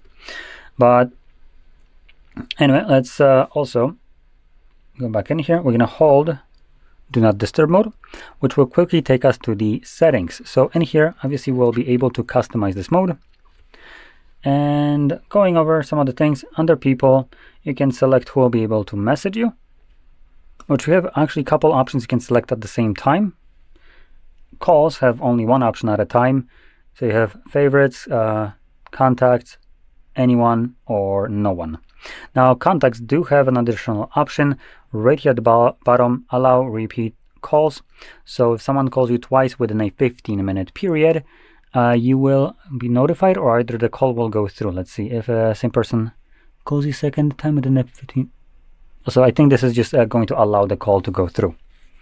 So it's a good option for emergency purposes, and this specific toggle will disregard anything you have selected here. Now, if we go back here, we also have apps, so you can select what kind of apps will not be affected by this mode. We have alarms and other interruptions, as well as on the bottom we have display settings, so you can turn on specific things, which is actually kind of unique for this mode. So when the mode is on, you could have things like dark mode enabled, dim the wallpaper, keep the screen dark, disable. Oh, so it's all just always on display being turned off. Grayscale, so your phone basically becomes colorless. And display options for filtered notifications. You can select what kind of applications or what type of notifications will be able to be passed to you in this mode. So one last thing in here is the duration for quick settings. So if we tap on it, there we go. We can define what will happen when we manually turn this mode on. Default option is to run indefinitely till you turn it off yourself. But there are two other options for specified amount of time, or to ask you every single time giving it the two first options every time. I personally like the middle option, the specified time one. I like to set it to something that will cover whatever I would have the need for, plus a little bit of time extra, just in case. And at that point, after the specified amount of time, this mode will automatically turn itself off, even when I forget about it. So, to me, that's one of the best options. Now, from there, whenever you want to enable this mode, you would just tap on the icon and you're good to go. Now, one more thing in here, if we go into settings, I believe just the general settings, not by holding like I did before, you can now also add schedule. So you do it by creating your own mode, and we can select custom, select whatever the hell you want right here. Done. And as you can see, set a schedule. So you can choose the day, basically everything like the day, start, end time, day of the week. And from there you have a lot of, or almost everything that the Do Not Disturb mode already had. This is a Do Not Disturb mode, but it's just set up in a bit more weird way. So in here you can have different options than the actual Do Not Disturb mode has, but that requires you to manually turn it on. Here you can just have it automatically run. Now if you plan to do that, just make sure that the toggle right here is checked on, and that's all. The phone from now on will turn it on and off at the specified day of the week and time. So one last thing to keep in mind is if you chose to have the mode be kind of like manual usage, you will need to remember to turn it on or off, more like. So you do so by finding this toggle, tapping on it again, and good to go. Now you can see the custom one is actually running right now, as it is in between the time frame. So I can also turn that off if I want to, but you know, tomorrow it's going to turn itself back on the same way. So with that being said, I hope you found this very helpful, and if you did, don't forget to hit like, subscribe, and thanks for watching. Welcome. In this video I will show you how to lock sensitive apps with Fingerprint on Google Pixel 10a. So first of all, we're gonna have to open settings on this smartphone and then scroll down to security and privacy menu. In this menu there is an option which is called private safe, which will help us keep private apps locked and hidden on the smartphone. So there is no specific feature that will allow you to protect apps with fingerprint, but still the private space is the closest thing that you can get. So here you have to first confirm your identity by using your fingerprint or entering the password. And to set it up, just tap setup at the bottom.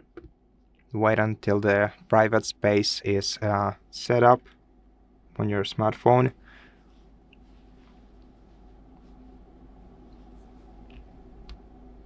Okay, and then we're gonna have to create or choose a Google account to use for your private space.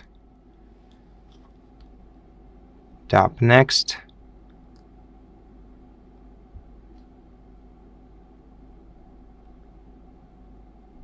Okay, let's sign in another way. Something went wrong, so let's enter the email manually,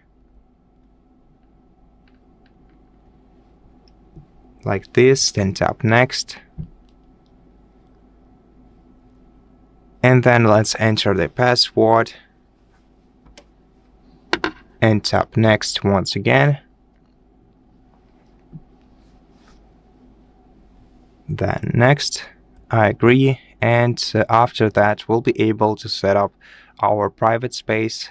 So first of all, we're gonna have to either choose a new lock for our private space. It can be different from your original pattern. So let's first enter the original pattern, and then we'll be able to select the lock for the private space. So let's use a different pattern for the private space. So enter it once and then confirm. Of course, you can use PIN code or a password instead. Then will be able to set up the fingerprint. If you'd like to do that, tap Start. Make sure that your device's screen is clean and smooth, and proceed by pressing your fingertip on the scanner as it shows on the screen. Then lift your finger up and wait until the circle is filled.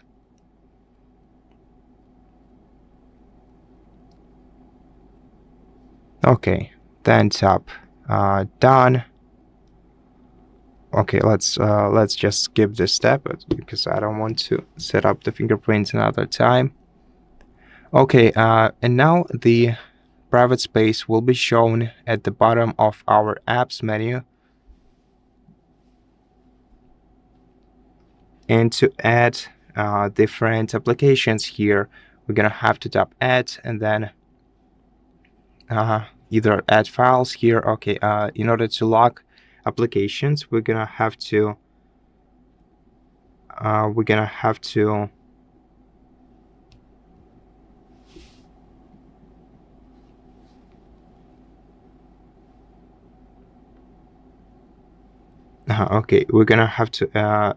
select install applications or add files from our device.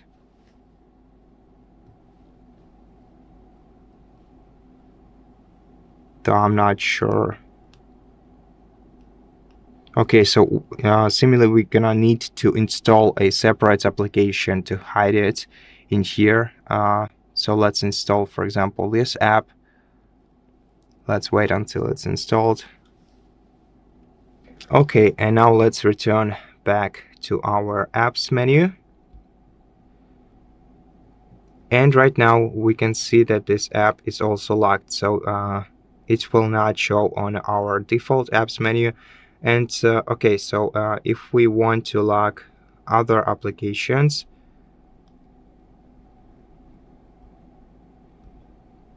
we're gonna need to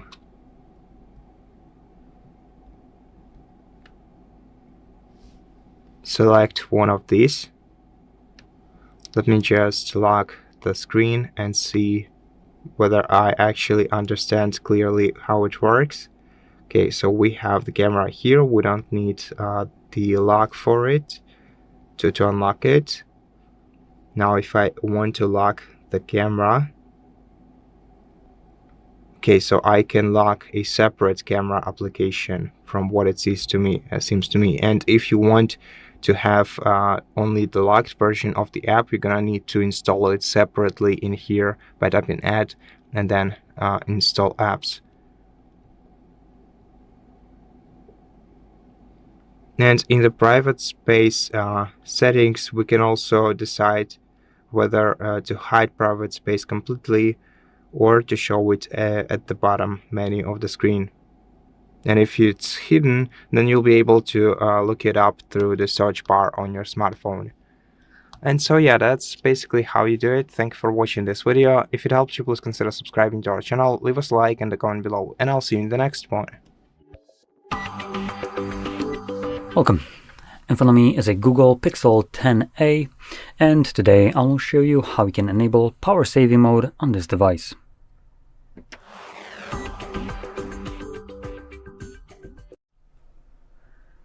So, to get started, you will want to swipe down from the top of your screen, like so, and then swipe down again to extend the list of visible toggles. Somewhere in here, we hopefully have power saving mode added, but if it's not, which I don't see, we can click right here on this pencil, and we're gonna scroll down right here, and wow, that's another phone that has categories in here. Jesus, I hate this. But in any case, we're going to be looking for power saving mode, which it's in utilities. Go figure out which category it is. Like, I love it. Instead of giving a list of categories, so it's potentially easier to find, they're just giving you an extended list while showing everything in here. Awesome. So once you see the battery saver, you're going to click on the plus, and now I do want to point out the absolute awful design. You have remove and back, and then you have back. Now, just to kind of show you this, if I click on the other back, it removes the freaking toggle that I have just added. Why is there two toggles to do the same exact thing right next to each other. Where's the confirm button? Now, to confirm it, you actually have to go back here. Great design there. If it ain't broke, break it. And in any case, once you have your power saving mode added in here, you can just simply tap on it to turn it on. As you can see, it does a couple of things right away, like enables dark mode. And if we hold it, we can have a little bit more info. So standard battery saver, limits visual effects, and background activity, turns on dark theme, if not already on. Well, that's actually a little bit less than I expected. So the most important portion right here of this message is actually going to be the background activity. Now, it's a very vague terminology for what this actually does. And what it does is it's going to just kind of kill off applications that are running in the background normally, not the ones that are actually like, I'm not even talking about ones like these, right? I'm just talking about general applications, for instance, something like your WhatsApp or anything like that. These applications are running service in the back to check if for instance, someone is sending you some kind of message, and when they do receive some kind of message, it automatically notifies you about it through a notification. So with the background activity being limited, it won't be delivering to you those notifications right away, as these applications are kind of turned off and they only get activated every so often to check if they're missing for something. So if you rely on your notifications being delivered to you on time, this is actually obviously going to kind of change that. So that's one thing, and I quickly want to go into the actual battery settings. Let me just close these all up, and let's go into the settings. Battery, and right here you can see that we are getting, or we have 86%, and we get about a day of battery life. Now if I turn this off, well, we still get a day of battery life.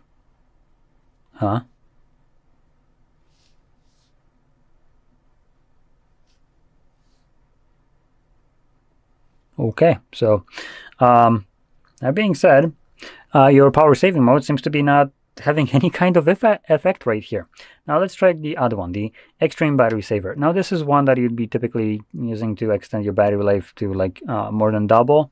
See if it has any effect. It doesn't. Now I'm pretty sure in this case, judging by this, they do have effect. It's just Google and their infinite wisdom doesn't let you know what the effect is. So I typically would be just kind of going over the difference of battery level, as most phones have at least the decency to let you know what the battery change would be. Approximately, not like, you know, it's not set in, it's not perfect math right there, just kind of tries to give you, based on the percentage and the battery capacity and the power consumption, what the battery would be remaining. But even if your battery is absolutely abhorrent and lasts a day or lasts like an hour, that wouldn't be considered in usually these kind of metrics right here. So and here Google doesn't even bother giving you any kind of info other than how long the battery lasts normally. So typically power saving mode on other devices, depending on what the device is, extends it anywhere from like 1 hour to, for instance, doubling the battery life, depending on the brand. I highly doubt this here would be the double. I am going to lean more towards probably the 1 to 2 hours of extra battery life. That's what I think is going to be happening right here. But judging from the fact that it disables the applications in here in the maximum power saving mode, this should give you some kind of significant battery increase. Now, what that increase is, I cannot tell you. That's something that you need to check out yourself by just running it and seeing how long the device lasts. And again, depending on the phone, this can range anywhere from 2 hours to tripling your battery life.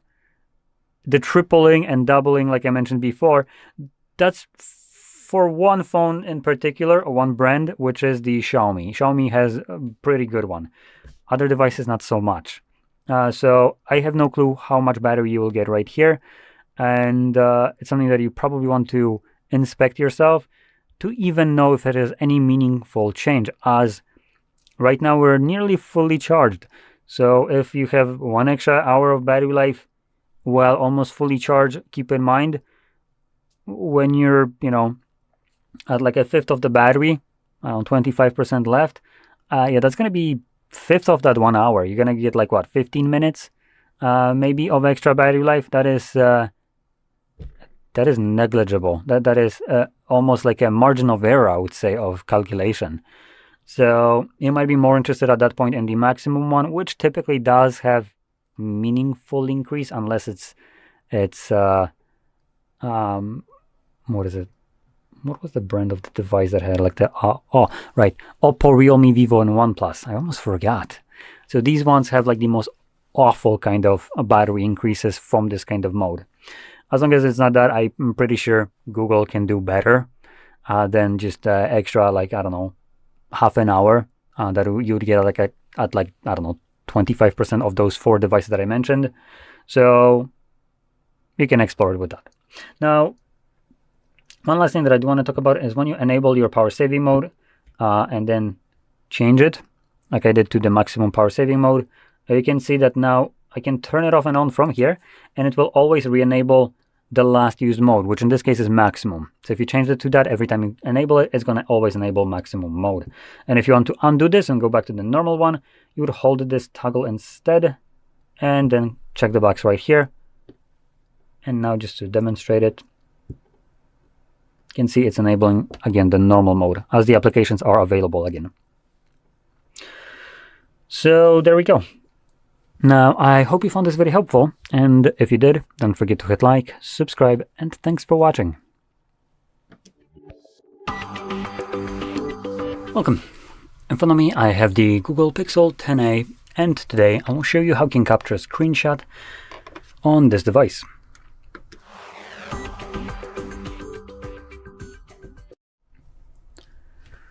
So, to get started, you will want to open up content that you wish to capture, and I'll be using home screen as an example for this, which is already open, obviously. Now make sure that whatever you want to capture on that screenshot is right now visible on the screen, and when it is, all you will need to do is just press the power button and volume down at the same time. You get a flash along with the pop-up with edit or tag and share and edit, sorry, that's how it goes. So just took a moment to realize which icon is which. So yeah, share and edit, and it does disappear on its own after a moment. Now, I do want to also add a little bit of an info. You might sometimes encounter applications that will just block the ability of your device taking a screenshot. So such an application that would do that most commonly will be bank applications. Those do it to protect the privacy and security of the user. And hypothetically, if you ever somehow manage to download some kind of malware that it would be trying to use something like screenshots or screen recording to try to figure out what kind of pins you're using in your applications, you can imagine how that would be beneficial to you to have those blocked from being able to be visible. So both screenshots and screen recordings fall under the same categories. If you can't do one, you can't do the other. Though there's a little bit of a difference. In applications that you can't capture screenshots, you will be able to record a screen, but the screen recording will just have black screen and nothing to it.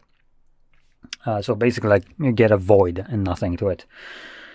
Now, that's the good case scenario, and bank applications do usually allow you to download, for instance, things that you probably want to capture as a screenshot, which typically would be confirmation of payments, right? So you try to get a screenshot as a confirmation of that. You can't, but you always have the option to download this as a PDF. So that's fine. Now, you will also encounter some other applications, which I don't think there is any of those right here, that will just block screen recordings for shits and giggles. Such applications would be things like Spotify, Netflix, Hulu, Paramount, and so on. Basically any kind of platform that does streaming services. Interesting enough though, outside of anything that Google offers. So things like YouTube Music, you can capture screenshots and recordings of screen. As you can see, no problem. But for instance, Spotify on the other hand side, oh, no. We do want to stop piracy. Now, I do want to be kind of upfront about it. I completely despise this. This is your device. You paid for it full price. And here you have a company that just comes up, makes an application, and then makes it your job to protect them from piracy. Excuse me, I don't recall getting paid for protection services that I'm, in this case, giving. Even furthermore, you typically need to pay them to use these services like Spotify or Spotify no, but Netflix as an example, you do. Now, I do also want to add, this is never going to show up on your allow page or anything like that. So when you get, open up something, you get the allow notifications, other crap, right? Allow screenshots or stuff like that. That never shows up. There's no kind of pop-up that will show up ever. The application just does it out of its own free will without ever asking you for consent to even be able to do so. Now, because I consider this to be just kind of violating my device, I'm going to show you a bit of a workarounds to these applications that maybe you're watching some show and you want to capture a screenshot of a specific kind of moment, right, to share with someone because, hey, something might be funny there. Whatever the reason is, it's not my business. It's yours, and it's your choice to do so. Now, because Netflix, for instance, blocks it along with any kind of other streaming platform, I'm going to be showing you other ways to do this. What isn't being blocked is Chrome, or any other browser for that matter. Now, because any other browser isn't blocked, you can open up any kind of website on here to view whatever content you want, and you can capture it from here. Now, I don't know, as I don't even own a Netflix, if you can open up Netflix and watch anything or open up any kind of shows or movies through a web browser. I have a suspicion, which I might be baseless, that when you try to go to Netflix, it will redirect you to the application on your phone. But in any case, just because the Netflix itself wants to kind of, screw around with this, and watching it through a browser usually will also have a crappier quality. I'm going to show you just alternatives that you can find instead of Netflix just for that purpose. So I typically was showing previously this specific website, so pstream.mov, and I'm still showing it in this way because, hey, DMCA apparently is gaining some kind of info. It could potentially be from my videos. And when I was showing this site, it took like a month for it to be taken down. Now, I know that there's an entire list of different sites like this, and none of them, as far as I can tell, have been affected other than this one that I was showing. So it could be due to me, or it could be just coincidence. Whichever one it is, hey, I'm not going to make these dipshits' lives any easier.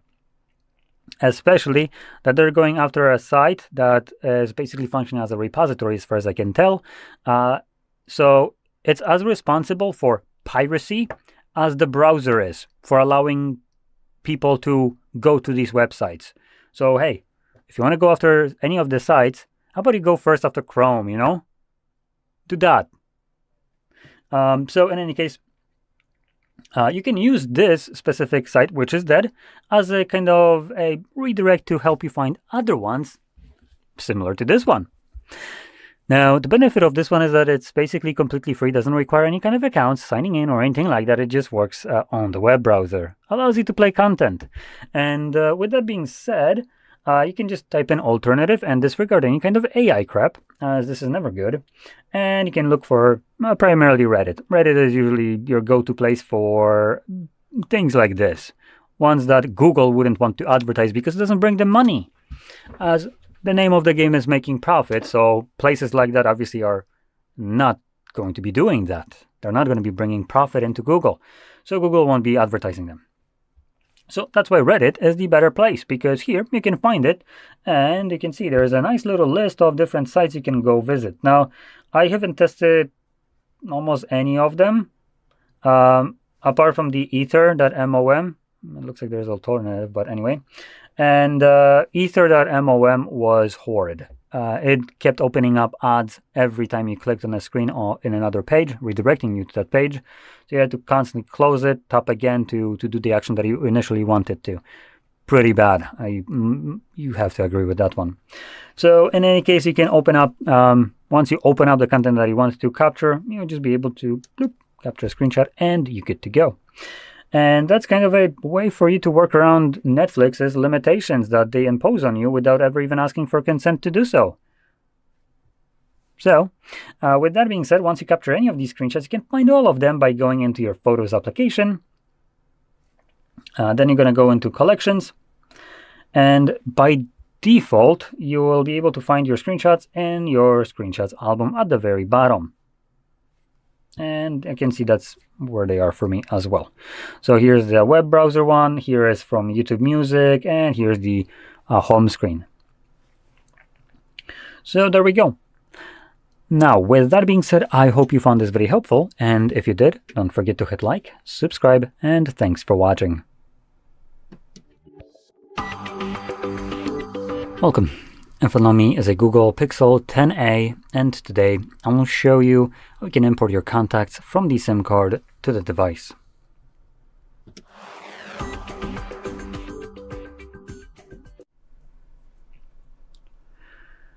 So, to get started, I do want to quickly mention that this will only apply to people that use physical SIM card, as you also can use eSIM.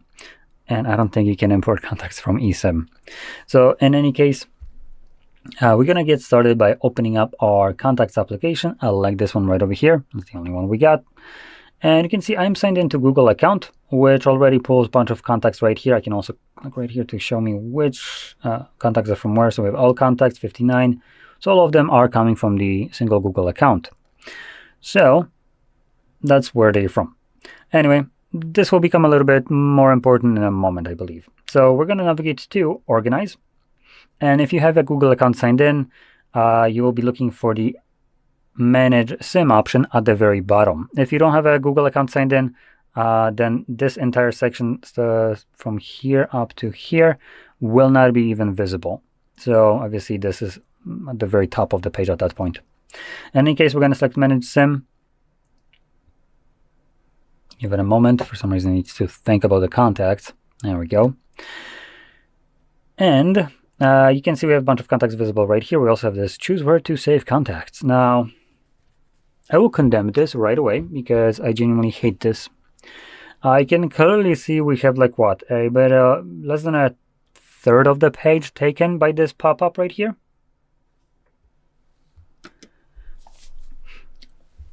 Let's quickly check.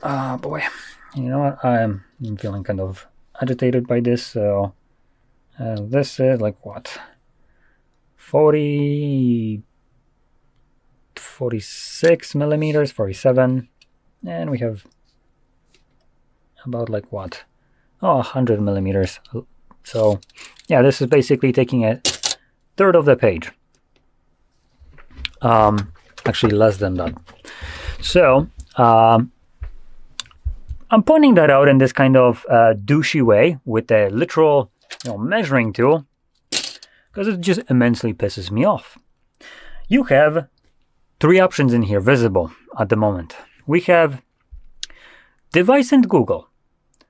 Device and Google. Well, it's funny how both of these options include Google. There is a reason for that, which it's the reason why I'm being pissy about this. Both of these options basically want you to import your contacts so Google can just steal them. That's generally how I'm going to call this. It's theft. I don't give two shits how they want to call it, because I never want to import my contacts to the cloud. And this will be happening probably at one point anyway, because at one point when you open up this piece of shit application, you will trip up and you will click on importing them to their cloud as well, as they will be pestering you about it, even when you deliberately choose not to. So here we have two options that include them, so they can, sell this data. Now you take a guess. How many options is under more? Or what will it do? Will it take you to a next page? Will it open up a vast list of options? Or will it just give you almost jack shit and single option that takes no more space than that single one? If you chose the last one, you would be correct, device only. We expanded, 47? We are now looking at, come on. 3 millimeters more of space taken. Are you fucking kidding me? You can't tell me that in this 100 or 10 centimeter space of extra screen you had right here, this was taking too much fucking space for you to keep it on screen from the start. Go fuck yourself, Google. So, anyway, I'm approaching this, probably as you guessed by now, from a very privacy-oriented perspective. And the two options that are available to us by default are not that. So we're going to be selecting device only. It also has the audacity to tell you, save to the device only? No cloud. Don't worry, we'll be pestering about it later on anyway. Now, the reason for me recommending and being bitchy about this is because any kind of contact that you import is basically you sharing this contact with Google. Google will do whatever the shit they want with this contact. Now, these contacts range from first name and a number to relationships to you, location where they live, and a lot of other personal information. Now, that's kind of whatever, but what matters here is that the person that this contact belongs to never consented to this.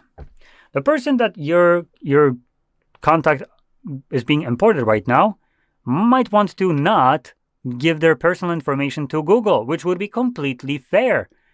And you, by importing it, basically are taking away that option from that person without ever asking them for consent to do so. And Google using you as a kind of like a patsy to ask for consent is as though you were on a street and you gave a random hobo a consent to steal my phone. And I, once my phone is stolen, can do shit about it. Apparently that's completely fine because you given the consent. Does it sound retarded? Well, it's because it is. I could take a little bit step further and also, put that in the perspective of something that starts with R, unconsensual intercourses. At that point, it becomes even worse of an example. So, for this reason, that's why I'm condemning this and why I'm being so utterly kind of hateful towards this. This data doesn't belong to you, so you shouldn't really have the ability to consent to giving it away. And storing it to the cloud in itself kind of sounds like, you're just keeping it somewhere where it's available to you on every device, but in reality, it's just, giving data to Google so Google can monetize it. So in any case, depending on which option you choose, you might see some of your contacts be deselected. If that's the case, that means that these contacts already exist on the location you're trying to import them to. Just to give you a little example of this, I'm going to import all of them but one. Another annoying shit right here. Another kind of manipulative tactic from Google. They're now trying to remove your contacts from your SIM card. The card that is designed to store only your contacts on there. With a little message. To clear up your SIM, remove copies of imported contacts. Contacts that aren't imported won't be affected. Why? Why would I clear up my SIM from contacts if it's only there to store contacts? Huh? Do you, I don't know, maybe you want me to remove unused gasoline from my car's tank so I can load up new gasoline? Does that make sense? So obviously this is counterproductive, but the design right here is malicious at its kind of simplest form.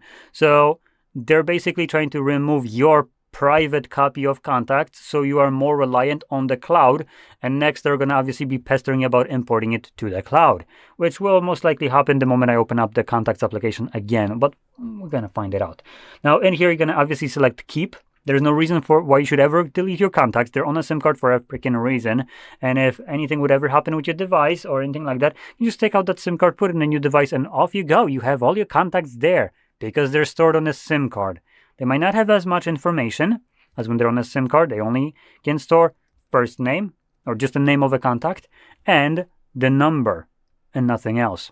But hey, that's fine. That's, I believe, all you would need really as a kind of like a very safe backup. So now that they've imported, I'm going to quickly show you. If I go back to manage SIM and choose again the device, you can see now I can only import one, and the two other ones are deselect and grayed out, and that's because these contacts already exist on the device. So it's just stopping me from duplicating them. Now let's quickly check if Google will be pestering me about importing these contacts when I open it up. Okay, not yet. This will eventually happen. Google will pop up with a page just prompting you to import your contacts to the cloud because you haven't done so yet. So just be mindful of that. It will eventually happen. So from here, I do want to quickly just show you, if I go into any of these contacts and go to editing it, you can see we have first, last name, company, mobile number, notes, add multiple numbers, and we have email address, birthday, where they live, labels, other, and other is things like prefix, suffix, phonetic, what the hell, middle name, I'm going to skip that one, nickname, file as, job titles, departments, and so on. That's a lot of information that Google basically has a free access to when you import it to the cloud. So that's where my kind of perspective comes from and the disdain towards it. So anyway, with that being said, I hope you found this my rant annoyance about this and the actual video helpful and informative. And if you did, don't forget to hit like, subscribe, and thanks for watching. Welcome. In front of me is a Google Pixel 10a, and today I will show you how you can hard reset this device through settings.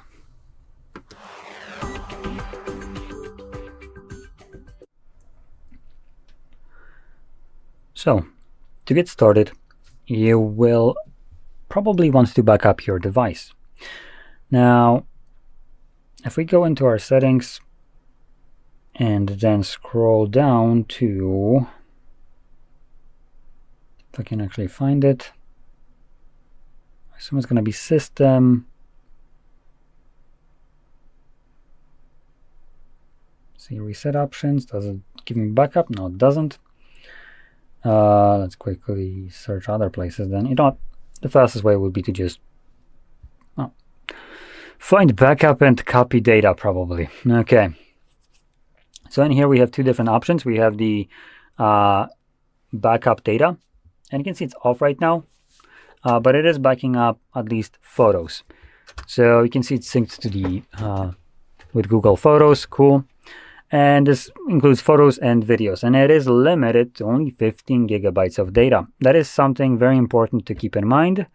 And then we have device data, which includes things like your contacts, call history, device settings, app data, SMS and MMS messages. Now, that being said, I do want to kind of clarify this, as it's incorrect. It's lying to you, which is, common feature of Google.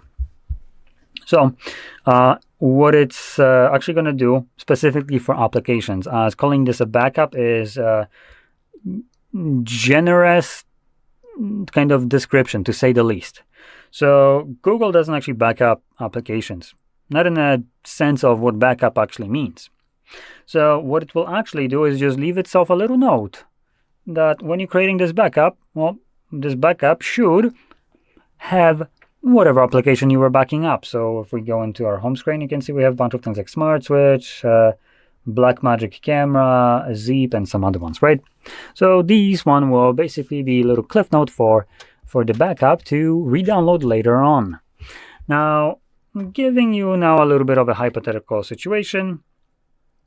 You're a little Timmy, and little Timmy has downloaded himself a Yuzu emulator. Now, Yuzu emulator is the thing that allowed you to emulate Nintendo Switch games on your phone, which, hey, it was present on Play Store, and he got it from there. And little Timmy has been enjoying this very much. Now, Timmy wants to reset his phone because he got a new and better one. And the application, well, it's gone from Play Store too. So, backup is a pretty logical thing to do, right? And so you can keep that application. And hey, little Timmy doesn't even know why the application is gone. It's none of his problem. He shouldn't need to know that, Nintendo Hit Squad found the booty of whoever created this application and nuked them out of existence with legal documents to the point that they probably were contemplating if winning a war against US wouldn't be easier than winning with Nintendo lawyers in court. So, obviously, application is gone. Now, little Timmy resets his phone and then tries to do a backup, and then tries to do a restore. Now, restore is finished. It told him that everything has been restored completely, fully, and whatever other BS. Little Timmy goes looking for Yuzu. It's not there. nothing is showing up. And the reason for that is because Yuzu no longer exists on Play Store. So the way the backup works is by giving itself a little note, but if it can't pull these applications from Play Store, it's not going to just magically appear them out of thin air, as the only place it will look for this application is on a Play Store. Now, this, like I said, is just lying to you what it's doing. And as a backup, it is generous to even label it as such. As backup, I would say, would restore the data that I supposedly backed up, regardless if it exists or not. And also, it should restore this regardless where this data originated from. But the backup of Google actually is a little bit prejudiced against applications that didn't come from Play Store. If they didn't come from Play Store, not our circus, not our monkeys. So obviously that kind of, as a backup, makes it absolutely abhorrent. And there are better ways to go about backing up your device, which honestly, there are a couple applications already installed on here that do this job much better. Now, these are ones that you use depending on what phone you have, meaning what phone you're moving to. Like I mentioned, a little Timmy is buying a new phone, right? So if you have another Pixel, you're, as far as I can tell, shit out of luck, as you're only limited to the Google. So Google needs to hoover up all your personal information, and God forbid you wouldn't want that to happen. You're not going to be moving your data that way. But if you have something like a Samsung, you bought yourself, I don't know, a S26, let's say, right? And then you can use what Samsung uses and what Samsung devices come with, which is Smart Switch. Like I said, it's already installed right here. It's not out of the box, just so you know. So you need to download this from Play Store, and this would then allow you to basically go through this. Where is Smart Switch? And there we go. Boop. So you basically give it all the permissions. Oh, there's a lot of them. Okay, and because this is a Samsung application, it doesn't even ask you what you're going to be doing. As an example, if I bring up the same application on Samsung, let's see, Smart Switch, it will look more like this, giving me first these two options, send or receive data. Now here you'd obviously be receiving it. Now you can use this application either in both ways, to send or receive data, but only in between Samsung devices. If you're moving data, or if you have an other device like Pixel right here, you can only, using this specific program, send data. So it automatically defaults to sending and doesn't give you the option to receive. Samsung developed this application, unlike Google, to help you move away from Google or any other device to their own, right? Not to make it kind of easy to do that, not to kind of move out of their device. That would be a stupid investment of money to develop such an application. And decent amount of companies have their own version of this. As an example, wow, that was a tongue twister. As an example, Samsung, like I mentioned, has the Smart Switch. Xiaomi has Mi Mover, which is also actually present right here. There we go, Mi Mover. Then you have Clone Phone, which is usable by Oppo, Realme, Vivo, and OnePlus. So all four of these use the same application, while Huawei uses Phone Clone. So basically the other way around. And you'll be using the application of a company you're trying to move the data to. So if it's Samsung, you'd be using, obviously, like I mentioned, Smart Switch. And this one will be the best way to kind of move your data. Now, it can be done as a backup in a way, if you want to, if you have an old device, but just know that Pixel don't have, by the looks of it, their own version of this kind of application. Unless it's this. Nope, that's just Smart Connect. So yeah, so it doesn't look like Pixels have their own version of this application, so you're limited to restoring this data from another device through Google Backup, which, like I mentioned before, is poor. So primarily, this will be probably best for migration only, as this would be done in single way, and moving data to Google is a little bit more annoying and cumbersome. So anyway, with that out of the way, with your device now certainly backed up, we can move to settings, and we can reset our device by going into the main settings page, scrolling all the way to the bottom and selecting Oh, there we go, system, so not all the way, but close to it. And then at the bottom, selecting reset options and choosing erase all data, factory reset. This will then present you with a list of data that will be removed by this process, which at this point you can ignore, as you most likely have already created that backup that I mentioned. So I'm just going to swipe all the way to the bottom, and it does give you one last option, the ability to erase eSIM if you're using one. You can check the box. If you didn't have an eSIM in here ever, you can also check this box. It doesn't hurt you. And then we can just select erase all data. If you have some kind of screen lock on your device, you do need to confirm it. And just confirm erasure of all data once more by clicking right here at the bottom, and this will now begin factory resetting your device. So this will probably take about 2 minutes or so to finish up, and when it's completed, we will be presented with Android setup screen. So I'll be back once that is visible for me.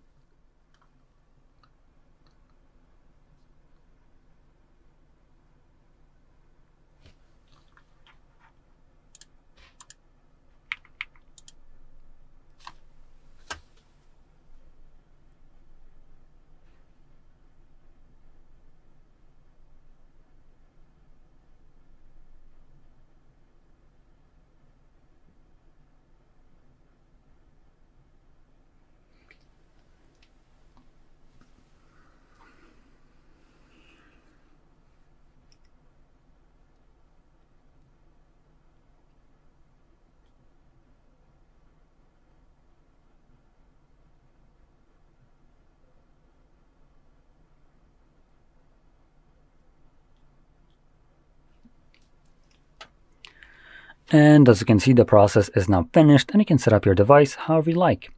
So if you found this very helpful, don't forget to hit like, subscribe, and thanks for watching. Welcome. FLME is a Google Pixel 10a, and today I'll show you how you can record screen on this device.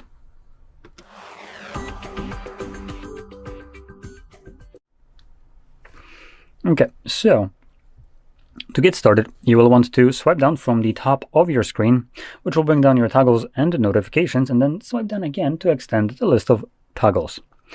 Somewhere in here on one of the pages, hopefully we can find our screen recorder. It is on the second page for me, right over here.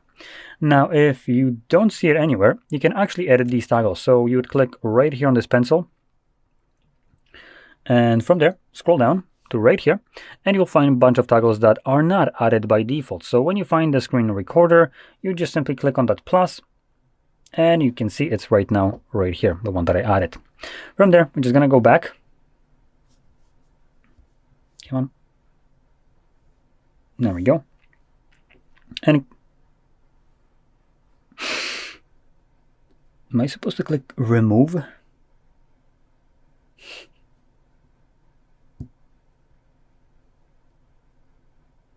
That's odd. Let's try to figure this out. What happens if I click right here? Nope, that does the same exact thing. Wow.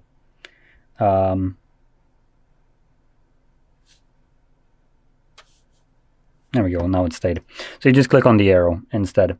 As you can just see, I had to figure this crap out myself. So anyway, once you add it, instead of clicking on, I'm not exactly sure why there's two options to remove this toggle that show up, but hey, it's here. So instead of clicking on any of that, you're gonna click just the back, and it actually stays. Anyway, from here, find the screen recorder. First time around, I would recommend holding it, but apparently it doesn't have any other options in here. Wow, great experience. So instead, what we get is either the option to record the application or entire screen, and to record audio of either device, microphone, or both. Or obviously, if you don't want to record anything, just toggle it off in terms of audio. And lastly, to record a dot where your finger will be pressing the display. So this will be appearing as a semi-transparent small dot on the screen. I'm going to enable it just so you can see how that looks like. So from there, it starts a 3-second countdown and then begins recording. So right now, whatever you'll do, for the most part, will be recorded by the device. If you open up some kind of applications, those will be recorded. I'm not actually sure if this one will be, but hey, we're going to see. And let's see if I can find anything here that I wouldn't be able to record. See, there isn't anything like that here.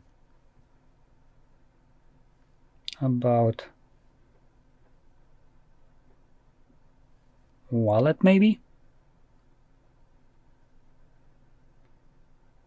We'll see if this can be recorded. In any case, once you're done recording, you can then swipe down from the top of your screen, and in the notification, just click on stop. Now this notification will be always at the very top right here. So once you save your recording, you can find it by going into your Photos application.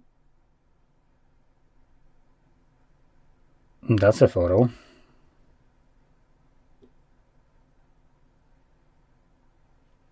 What even is this abomination? What is happening right here? Anyway, so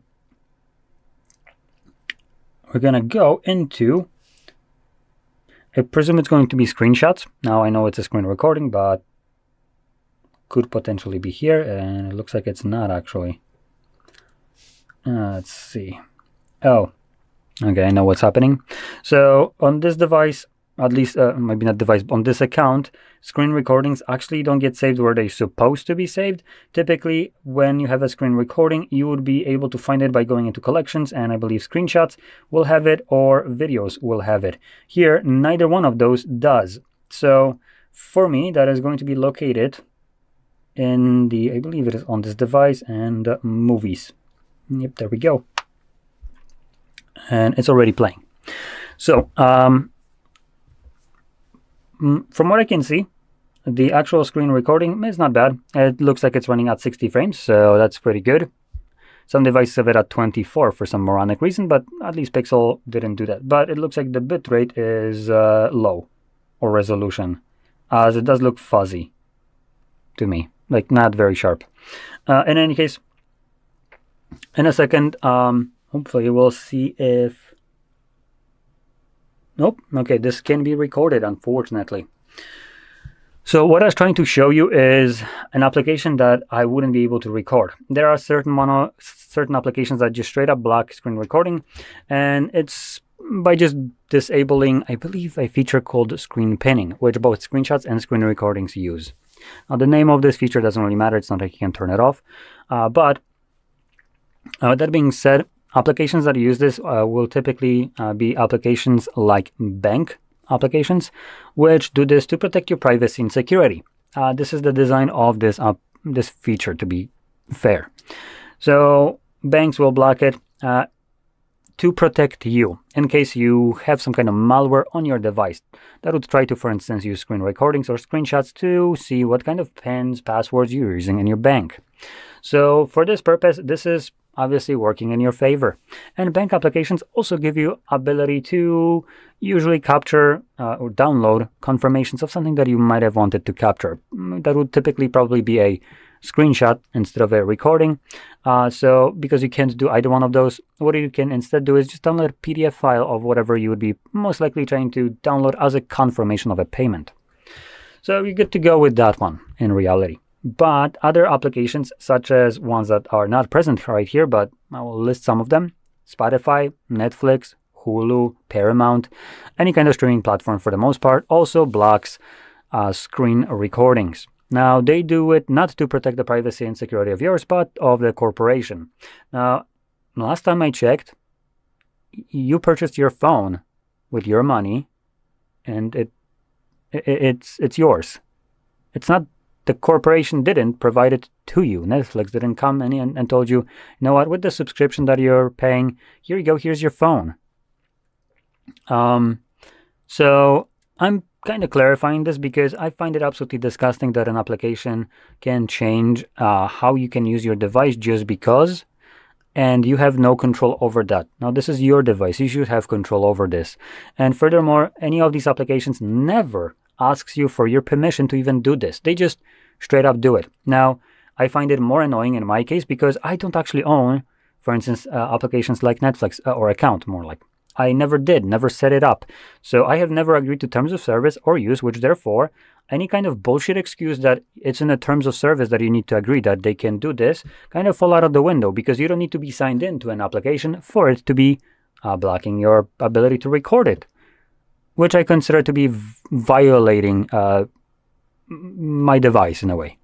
So for purposes of that, recording, I don't know, maybe a show or a movie that you're watching, which you're in your damn goddamn right to do so, because it's not really protecting you from piracy right here, and you shouldn't be also responsible to protect the corporation from piracy. It's in their business to do that, and it's not through your hardware. They can buy their own damn hardware to protect themselves. So for that purpose, I'm going to be showing you where you could potentially navigate, find places where you would be able to record your shows that you want to. Maybe, you know, there's a clip that you want to share with someone from a show or a movie that you find funny or whatever it is. It's up to you. I couldn't care less. So I'm just going to give you the information where or how to find things like this so you can get back the freedom to record something. And shitification for a service that you're paying is unacceptable. So we're going to go into our browser. Now, because browser doesn't have any kind of blocking features like this enabled out of the box, whatever site you open is not impacted by this. So from here, you could potentially navigate to Netflix and try to sign in and record it from there, assuming you can view this content on phone through browser. I don't even know if you can. Like I said, I don't even own Netflix. But instead, I'll be showing you something else that in case you can't really watch anything through Netflix through a Android browser, I'm going to show you other places where you could do that. So before, I was showing a site called pstream.mov.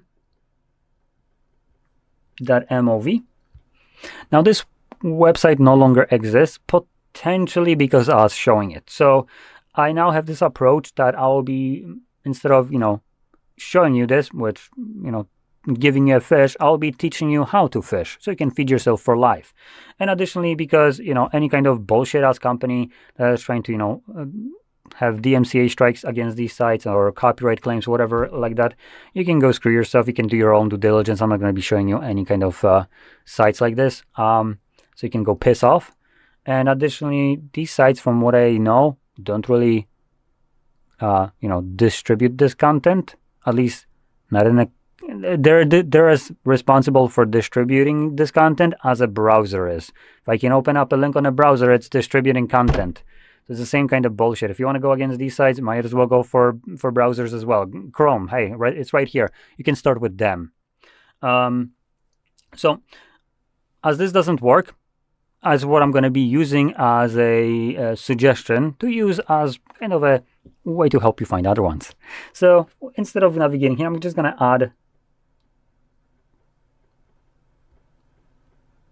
alternatives, and you're going to disregard AI crap. It's useless.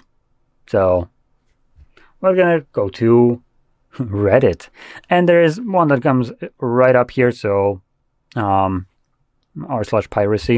Cool. Now piracy, as far as I can tell, is by distributing. You're not distributing shit here, so it doesn't really fall under that category. You're just viewing the content. And hey, look at that. There's an entire list of different things that you could be checking out right here. Now, some of them I can already see, like the ether.mom is pretty bad. So I'm going to warn you right away. There will be some sites that basically allow you to read the content, but they do it in like the most annoying way that you don't really want to deal with this. So Ether is one of those that when you, for instance, click on something like a show that you want to open up, instead of opening that show, it actually opens up a new tab with an ad. So you have to close it, go back to there, click again, and then it will go. But hey, the moment you want to pause the video, you click on the screen again, whoop, that's another tab. So again, that's pretty shit. Probably you want to find other ones, and depending on what the search terms you're going to use to find these kind of things, which I would recommend usually looking through Reddit, as that's where I found these things. I can tell you, depending on how you search for this, you will find on one of the subreddits a link to a website with potentially all the different places you could use, which there's like 20 or more different sites. So hey, you can find that and try to, you know, see see from there. Once you find anything, you can obviously start watching it from there. And when it's being played on your screen, you can launch your screen recorder. As like I said, browsers are not subject to the same kind of BS where screen pinning is turned off. So you can record in here. You can capture screenshots in here out of the box, and it's not blocked. So any kind of content that you can open up is also not blocked. And one more thing, any kind of show that it'd be recording or movie for this purpose, you want to capture a clip, right? You can share that. As long as it's not the entire show, you can share it under basically the fair use. Just keep in mind that fair use only allows you to share a specific kind of length of it. So be sure you're in that kind of length. In any case, with that being said, I hope you found this very helpful. And if you did, don't forget to hit like, subscribe, and thanks for watching. Welcome. In front of me is a Google Pixel 10a, and today I will show you how you can enable and also set up your portable hotspot.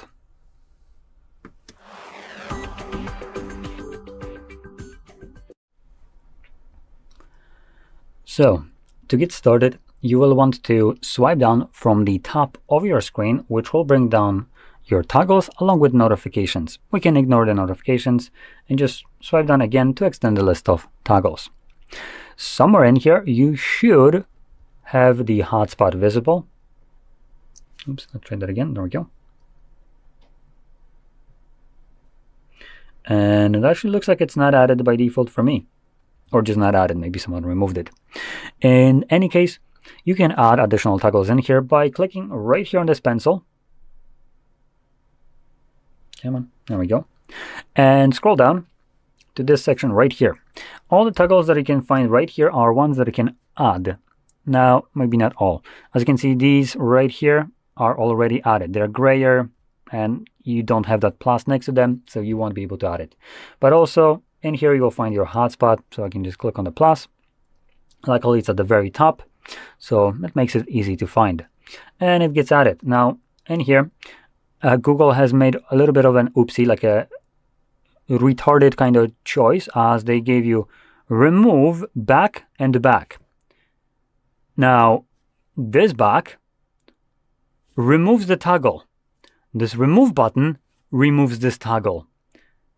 This remove, the first one with the back kind of icon, only appears when you add a new toggle. It does the same exact thing as this one, which doesn't disappear.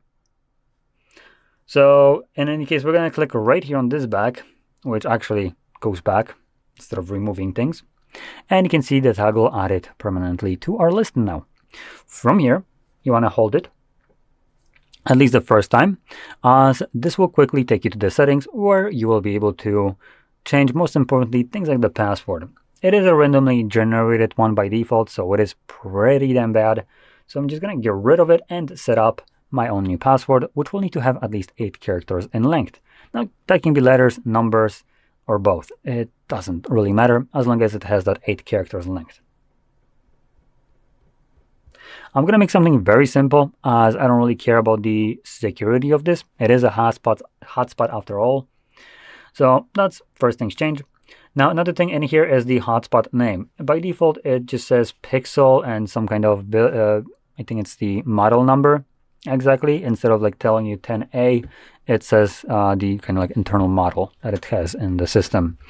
You can change this if you want to, and you can name it whatever the hell you want. Now, moving further down with the options, we have the turn off hotspot automatically when no devices are connected. Thank you for implementing the better option right here when no devices are connected, though there is no timer that can change for this, so I have no idea what it is set to by default. Potentially, I believe it might be 20 minutes. So when no devices are connected for 20 minutes, it would turn off the hotspot. Now, this is a great option to have enabled in any case, as when you sometimes finish using your hotspot and you forget to turn it off, it otherwise will run indefinitely in the background. And hotspot does consume more of your phone's battery. So this is a great option to just kind of preserve that battery life. Now, further down, we have the speed and compatibility, and we have surprisingly 3 options right here. So we have 2.4, 5, and 6 with a quick message: slow speed, compatible with most devices. I would say actually all devices, as long as they claim to have Wi-Fi connectivity. 5 gigahertz is fast speed, compatible with many devices. Fastest speed with a 6 gigahertz, and compatible with few devices. Now, this is kind of a very vague way of labeling this, but the higher the number, generally, the faster and more reliable of a network you have, but also the newer technology it uses, and also it will require a newer device that supports this specific kind of frequency. Now, I'm going to quickly just give you a heads up. There's a little bit of a stupidity in naming schemes for these. So 2.4, first one, is just any device that has label of any Wi-Fi. Whatever it says Wi-Fi and whatever else it says, it's always going to be 2.4 and potentially additional options. 5 gigahertz is basically anything that is labeled as Wi-Fi 6. Wi-Fi 6 supports 2.4 and 5 gigahertz. Now, if you're wondering why the hell isn't it labeled as Wi-Fi 5, that's a good question. To Wi-Fi Alliance, not to me. Next, we have the 6 gigahertz. So Wi-Fi 6E label would cover the Wi-Fi 2.4, 5, and 6 gigahertz. Now again, why is there Wi-Fi 6, which is 5, and 6E, which is 6, is beyond my understanding. And it gets even stupider from there, as we also have Wi-Fi 7 now. Now, Wi-Fi 7 isn't 7 gigahertz network. It's actually all three of these used at the same time together. Now, there is actually a little bit of a caveat to that, as manufacturers have found a way to kind of scam this out of into like bullshitting their way into selling you probably a router. And so just a little heads up if you're planning to use one or buying a router or anything like that. There is a difference between Wi-Fi 7 and Wi/Fi 7. One needs to follow the Wi-Fi Alliance kind of rigorous standards, while the other one is just a bullshit name that companies can slap on without following anything. And the reality is, most routers that you can get now, anything that says that it supports Wi-Fi 7, is actually the one that is just scamming their way. And in reality, at the best, these devices from tests that I've seen, watched from, I think it was ratings.com, were at the best allowing the router to switch only between these three modes at will. Now, Wi-Fi 7 is supposed to be using all three of them simultaneously. But the routers that are labeled as such, at the best, use one and then switch between each one of them depending on the needs. That is nowhere near what this is supposed to be able to do. So in any case, with that being said, finishing this off, the choice right here, which you will want to select, is going to be dependent on the device that you're going to be connecting to this hotspot with. If you have an old laptop, as an example, a very old one, you most likely want to stick with the first option. This is going to be compatible with basically that, and it's going to work.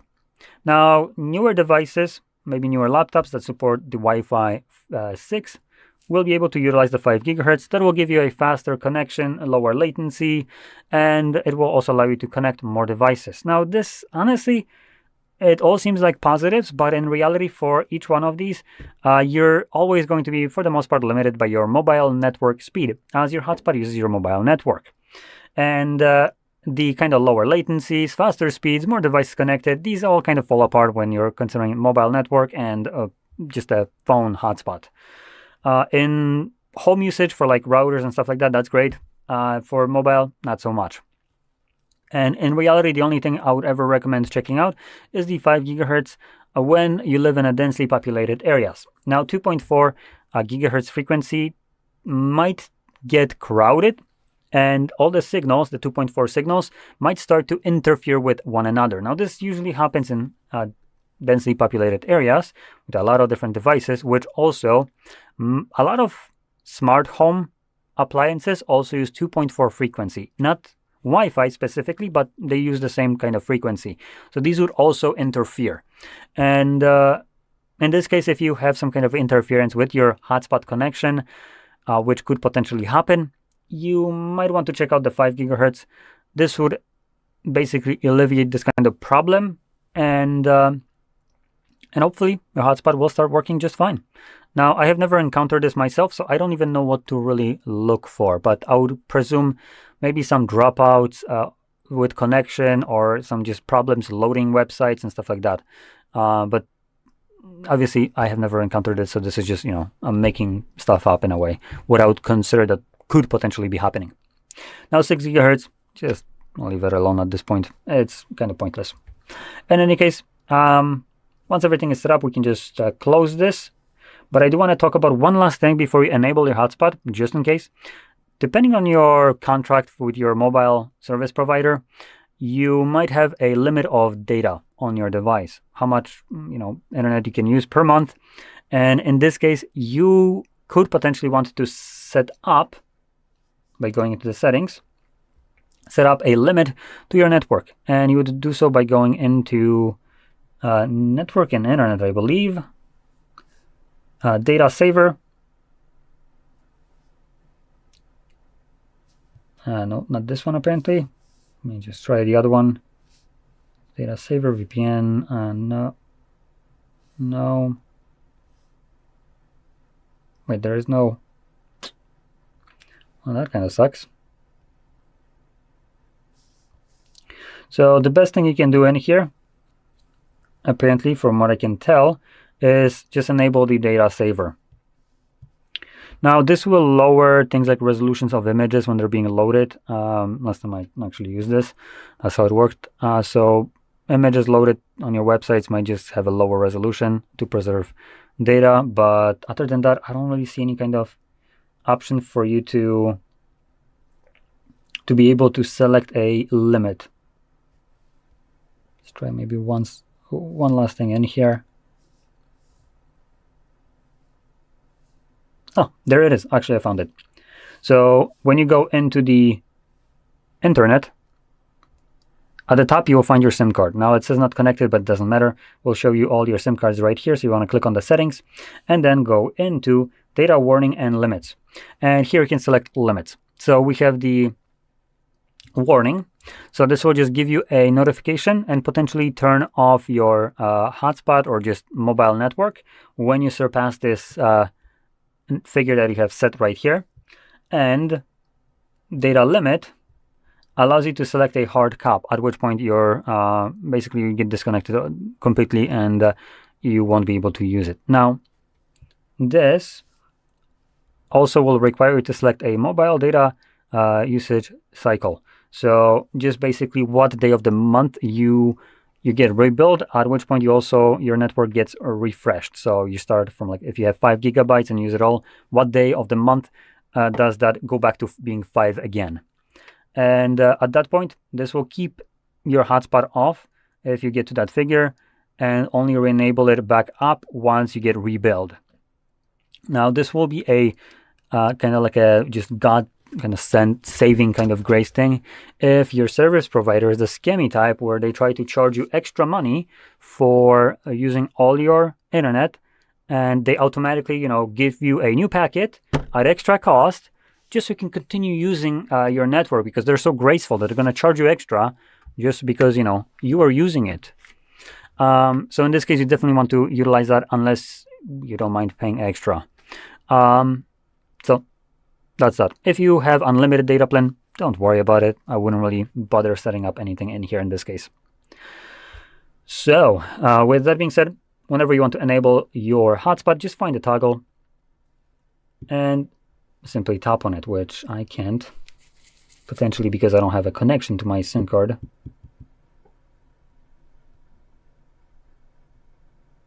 Oh, wait, no, I know why. Let me go back and actually change this. So data saver, boom, off.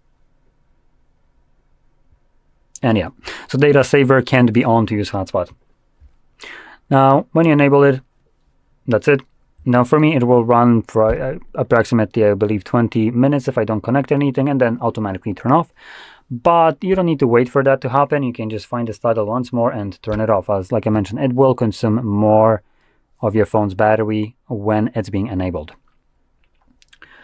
So with that being said, I hope you found this very helpful, and if you did, don't forget to hit like, subscribe, and thanks for watching.